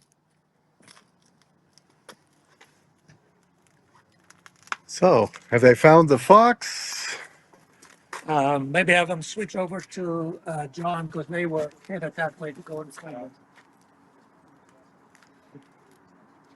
0VG and 7CTM. You want to switch over? Are you over where the fox is to show some of that activity? I can shut off the mic here once if Dave can take you. Logistics are one piece of that. It's not too hard to figure out. But the other piece of it is every time these takes change hands, there's deposit fees. And that's so keeping track of who owes who these deposit fees. It's just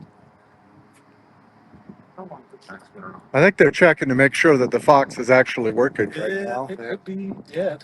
I gave it a fresh battery, but I can go and check on that. I haven't been able to get it, so it's supposed to be on all the time. It was 15 on, 15 off seconds. I haven't heard anything. Okay. Maybe I will go check on that. Technical difficulties. 146, 565. 145, 45. 565. Try again. 145, 565. Yep. 5. I think I took my megahertz split it around. Yeah, we copied. I think Chris was going to come take a look at 7 CTM. Yeah, I will go and check on that. All right. Well, we know it's over that way. Okay, it's got a flashing light on it, but they can't hear it from a handheld right next to it. Okay. Oh wait, they're sitting next to it. Yeah, Oh, okay. It does have a flashing light. we only saw one hit or two hits from the Kraken, and Willem could not hear it on the Doppler. Yeah, so it's, running 50 milliwatts and it's so strong that it's just overwhelming the system, right? So, what I did today. As long as the light is on, it should have enough power to transmit. Yeah, they're watching the light, but they're not hearing it. 145, 565. I don't know. Do they have another? Do you have a handheld over here? Yeah, Willem's got one, or we can tune it in on your car, or well, hold on. I need to get power back to the mobile radio.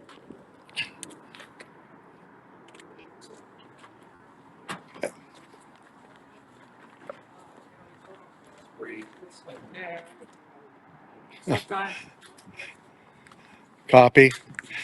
It was set to no transmit.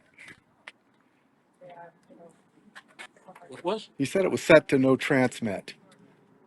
The Fox was? That's what John was saying. I didn't even know it had that. Okay, so did you turn it on now?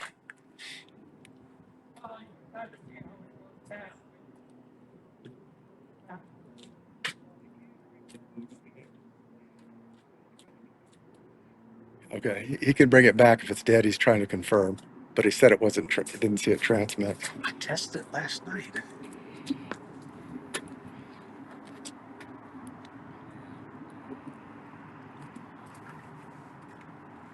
One 45. 565.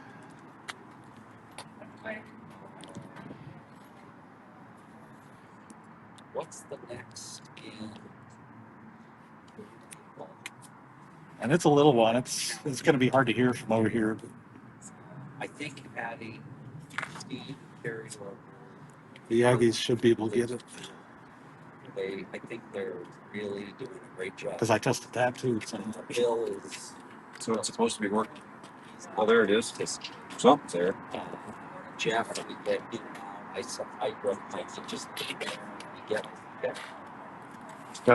Sort of a musical tone. Do, do, do, do, do, do, do, do. This is. It doesn't have to be important. I think if potentially if we make an important decision, it makes it a little more involved. There's something there. Just dead air. Dial also. Yeah, it's 15 on, 15 off seconds. Like the time that off by play. Okay, he's just going to simulate it. He'll just key up just to go find it. Okay, that works. Okay, yeah, Chris says that works. 17 CTM. Yeah, I'd rather have something out there than ruin the party. So You know where you got an extra one. That's true. Yeah, like to see because you've got one, or John's got one in the room also. Let me just grab one of those. Is anyone in Okay, there to let there's us in? something transmitting. He's simulating it. Go find him. Go find out where John is at. So John is on 145,565? Yep. We'll go find him? Yeah. We'll find him. Go find him. Well, there's too many of us that are keying up on that frequency. They're probably on some wild goose chase because No, there are these strong transmitters that the suddenly come up. the Fox wasn't transmitting. John is simulating a Fox now. Oh, okay. I'm still not hearing it. John would probably just be keying up a radio. Yeah, Okay. it's there, but it's not on very long. Only like 5 or 6 seconds. He's making it. Okay, when you do a simulation, do a longer simulation. They're ready to go find it.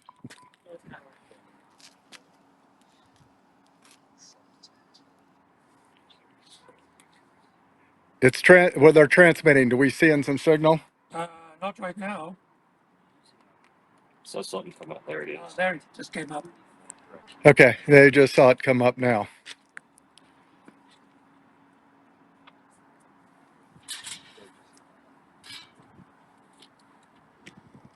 And if he's sitting where I had set the Fox up, it's on the school campus, so don't go beyond that. And it's less than a mile away. Oh man, it's a mile over there. It's less. Well, let me go find my. You're saying it's on the school property, On the school property. not necessarily next to this building. It may be next to that Copy. facility. It could be, Yeah, this whole campus with many buildings. So yes. it's somewhere Okay, the hunters are antennas are in the air, and they're headed to find out where you're at. Zero VG and 7 CTM.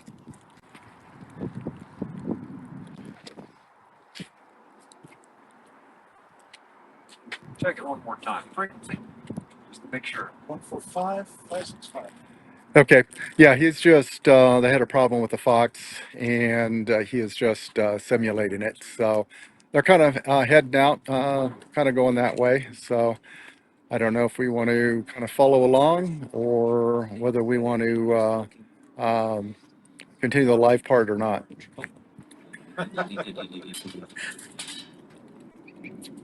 Don't underestimate that capability. Playing the game instead of the sport. I have no clue where John is unless you can give me directions to the tennis court. Face still fired up here. I can get it back up. No, I'm just sure I'm going the right direction here. I'm not trying to find it. I'm just following the leaders. See a hand sticking out of the stove. You see a glove sticking out.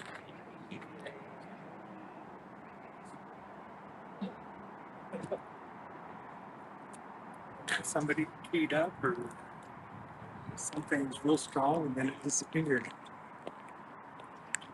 Okay, cool.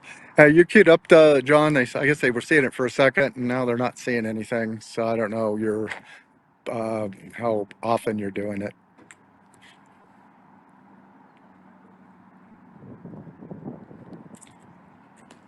Yeah, he's on about every 15 seconds. Can we get back to the building? Because I need to go get my gear stuff inside. Dave, can you?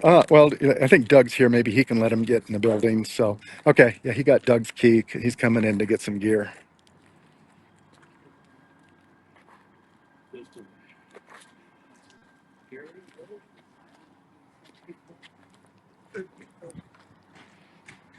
Good key switch. Straight keys. I was gonna say, you don't want to. You're not like that. Yeah. Free to join. Join. Are you seeing it? No.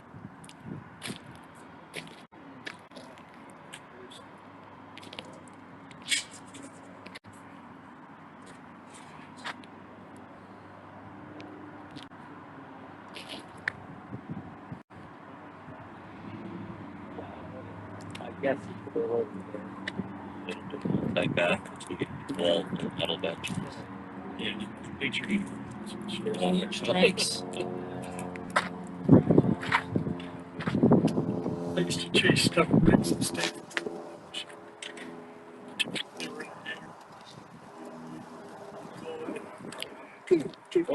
Yeah, just. Yes. So Willem come out. He's got some, going to try to get somebody to head that direction. Yeah. Okay, go find John. Heading on where the cars where. Yeah. So it.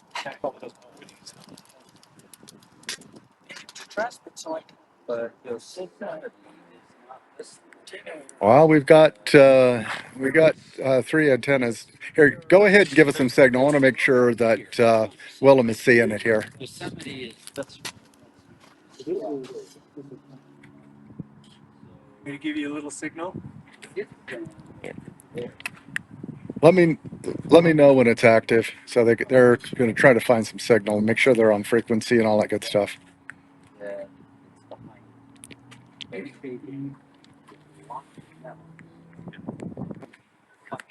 146,550. It's active up now. 146, Did you say 146? 550.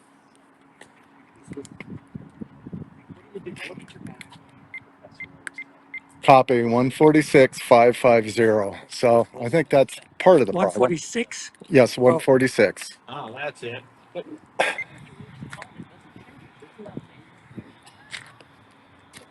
Yeah, I got it. It does give Okay. you nice names. Helps to be on the right bit frequency. So I got the Lycom R.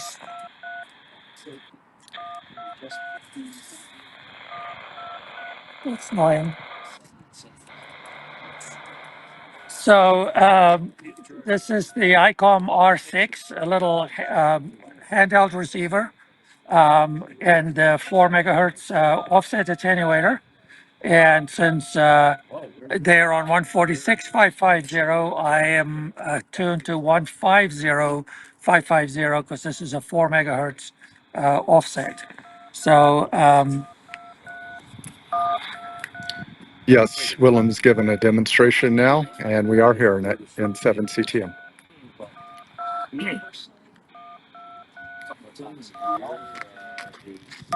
agencies that I serve, like Denver.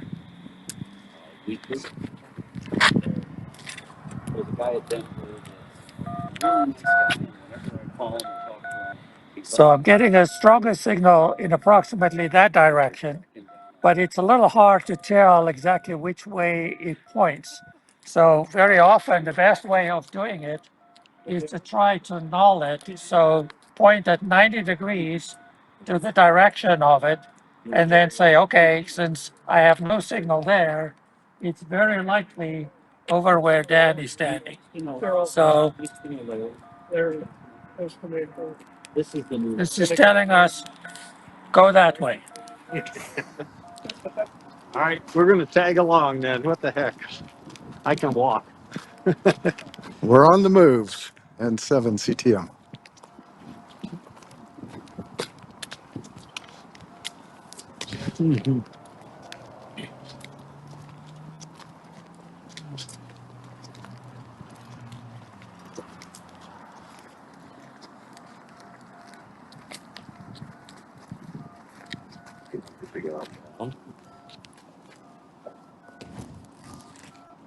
He's pressing the buttons in the wrong order.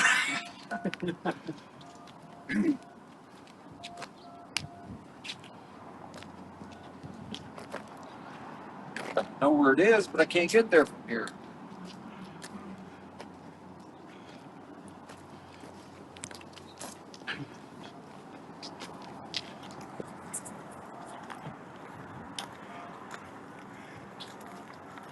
Unless you walk around this way.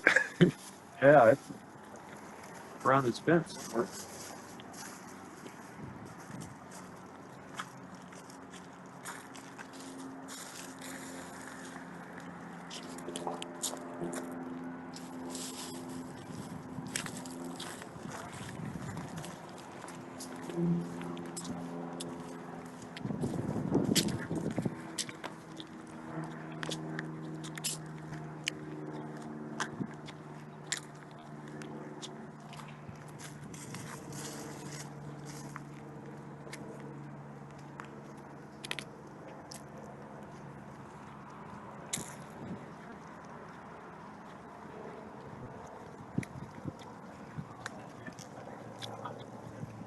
with the fluff.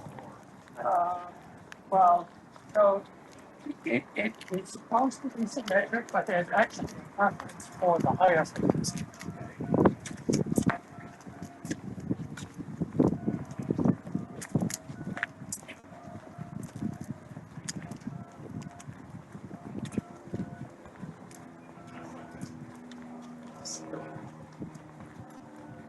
First got it, right? Buffalo had 146.94, so it was a lot of beer. Oh.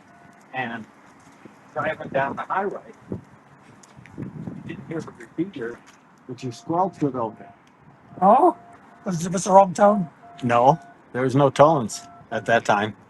But what you found was the state patrol radios had a local oscillator. Oh. And that would feed through the antenna at 146.935. Oh, geez. So you could know where a cop car was.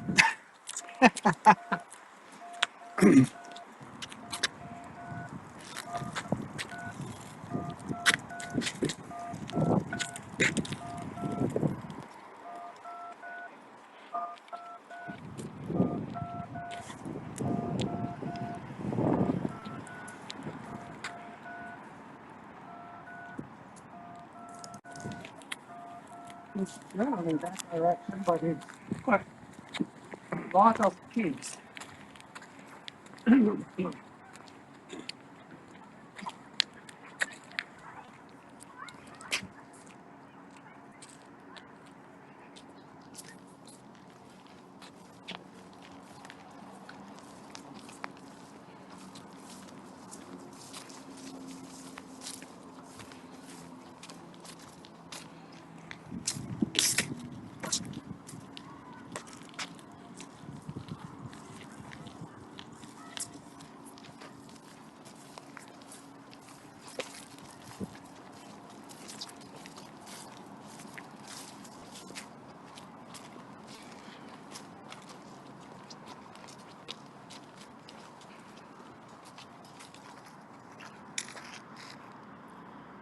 What's the direction of it?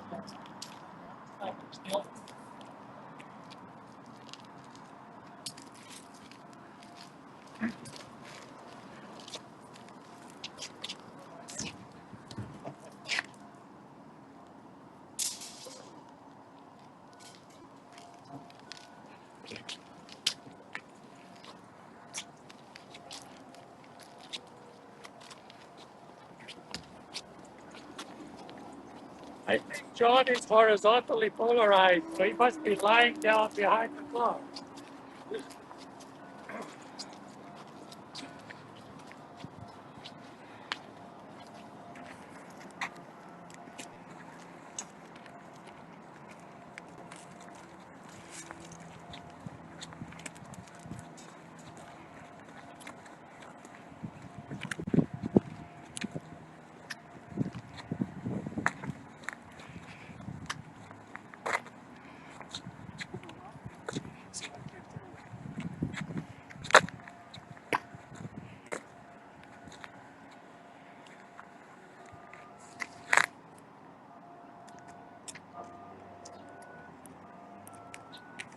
So, are we making progress?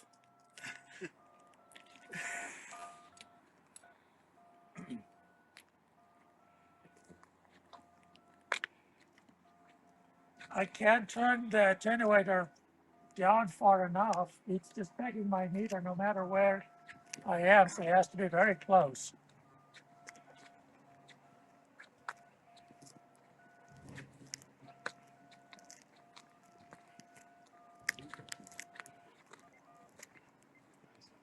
Oops. I have to change the frequency. I have to turn the volume down. Maybe these things are right. No, he's not trust me.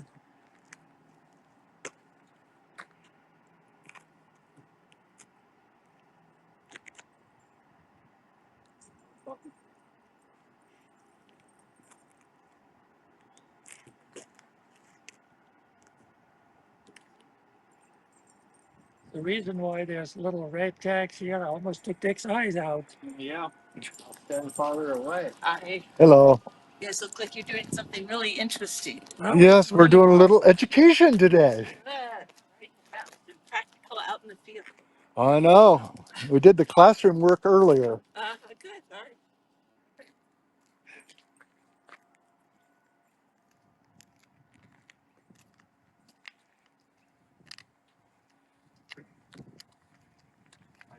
I think what's not by running around. No?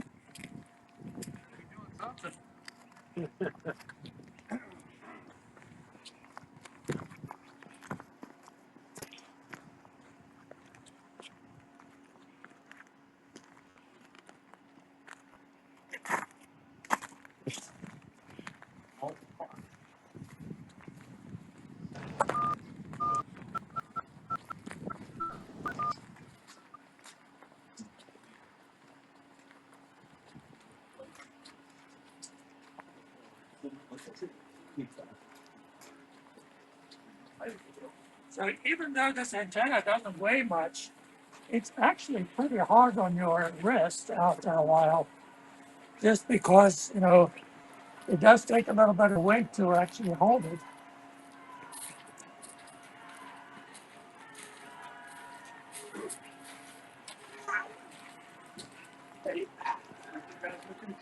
Uh, that guy, What's that? he's transmitting, and the tones that we hear is what we're looking for here. And Willem, that's an interesting name. Yep. That's the name where I come from.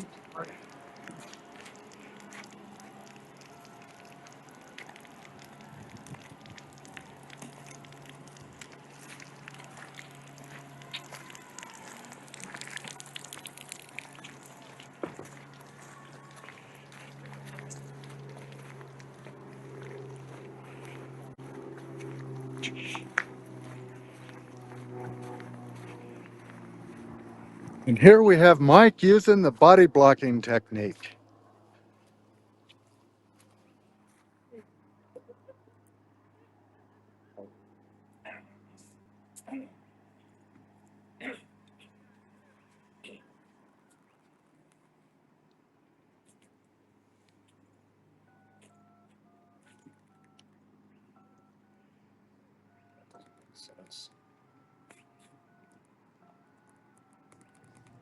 See, right now the signal strength is so strong. I got the offset attenuator turned almost all the way down, and it's still swamping the receiver's input, right? So it's got to be very close. So at this point, it's more eyeballing than DFing.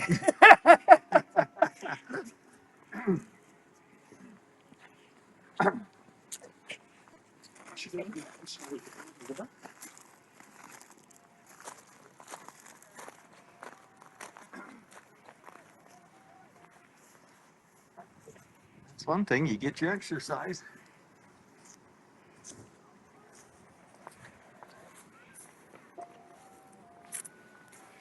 I think we all need some more practice. See, no matter what polarization I use, or how low I turn the attenuator, it's just full scale all the time, right? So um,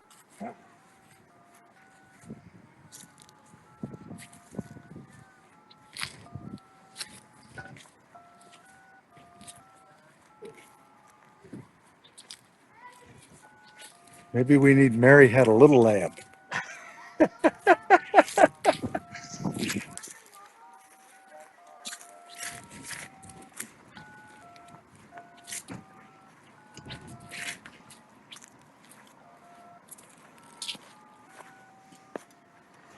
my wrists are getting tired. I need to switch hands.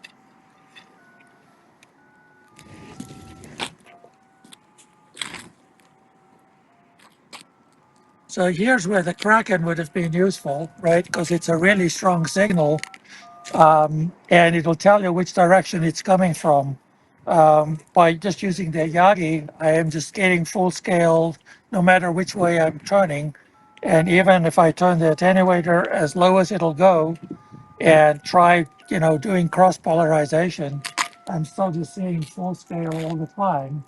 And there's so many vehicles here that are made of metal that's bouncing the signal all over the place. It's hard to find. Have you found him? Yeah, I'd look for tennis courts. I didn't say that. Where? Which is where? And that was on South, hang a left, go up that way.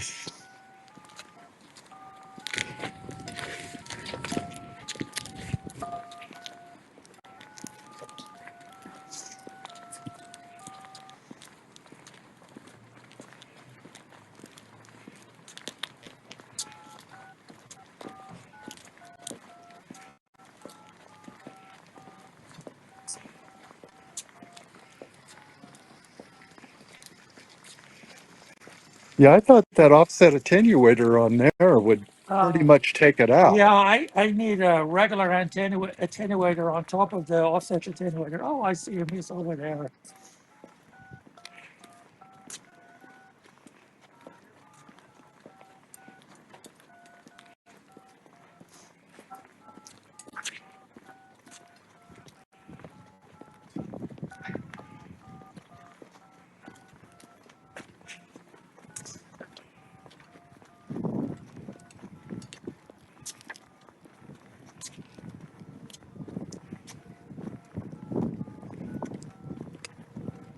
We're going the right way.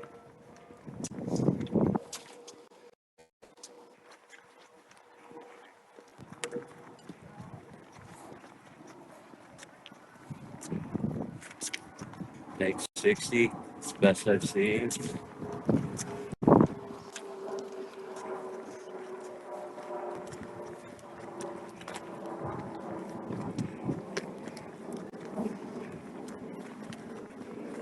$58.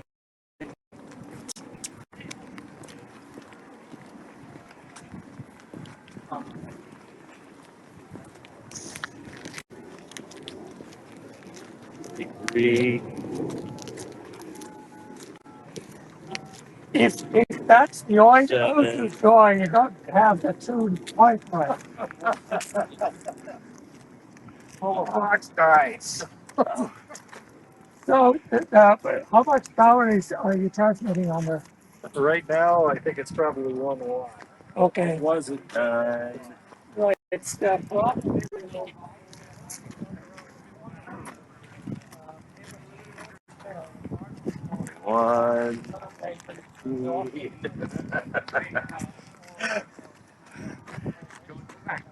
so Very strong. I needed another probably 40 dB Now there comes one attenuator more in the back there line with these here, which is sitting in my toolbox. They But hate it when just that happens. a regular attenuator would have helped to solve that problem just because the transmitter is so strong. You haven't found the fox yet. Come on. Where is it? Right there. Oh. Oh, here they come. Now they found it. This is cheating here. Well, so this is where the KN2C would have worked okay, right? Because in a strong signal like this, despite the fact that we'll probably get lots of falsing from reflections off of the metal power pole, light poles and stuff like that, if it's a nice strong signal, it should be able to tell you which direction it is, whereas this receiver is just completely overwhelmed. Although, the same thing will happen with the DF units is that if the signal is so strong that it's overwhelmed, you're kind of out of luck, and you just have to look around and say, where do you see an antenna, or do you see a vehicle with a high porcupine factor?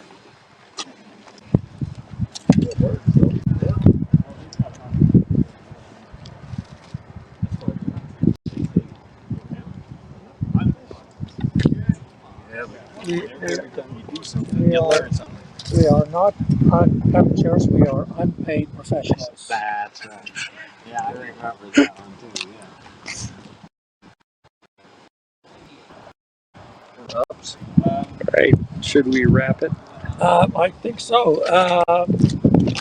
Go talk to Chris and see what he found in the Kraken, or is he actually trying to? We're having technical difficulties. They're not here, not finding the fox. Okay, do you want to wrap it up? Yeah, I think we can wrap it. Thanks everyone for joining us for our fox hunt today. It's been an adventure. I guess over to Willem for any closing comments or shout outs to the fun drive for, yeah. All right, closing comments. So thank you very much for attending. I hope you enjoyed it as much as we did. We got a little bit of exercise in the process. Hope to see you here next month for a presentation on using solar power and designing the solar power systems and everything that's involved in actually setting up a site for solar power. So again, please remember us on Colorado Gives Day. But thank you very much for attending, and we'll see you next month.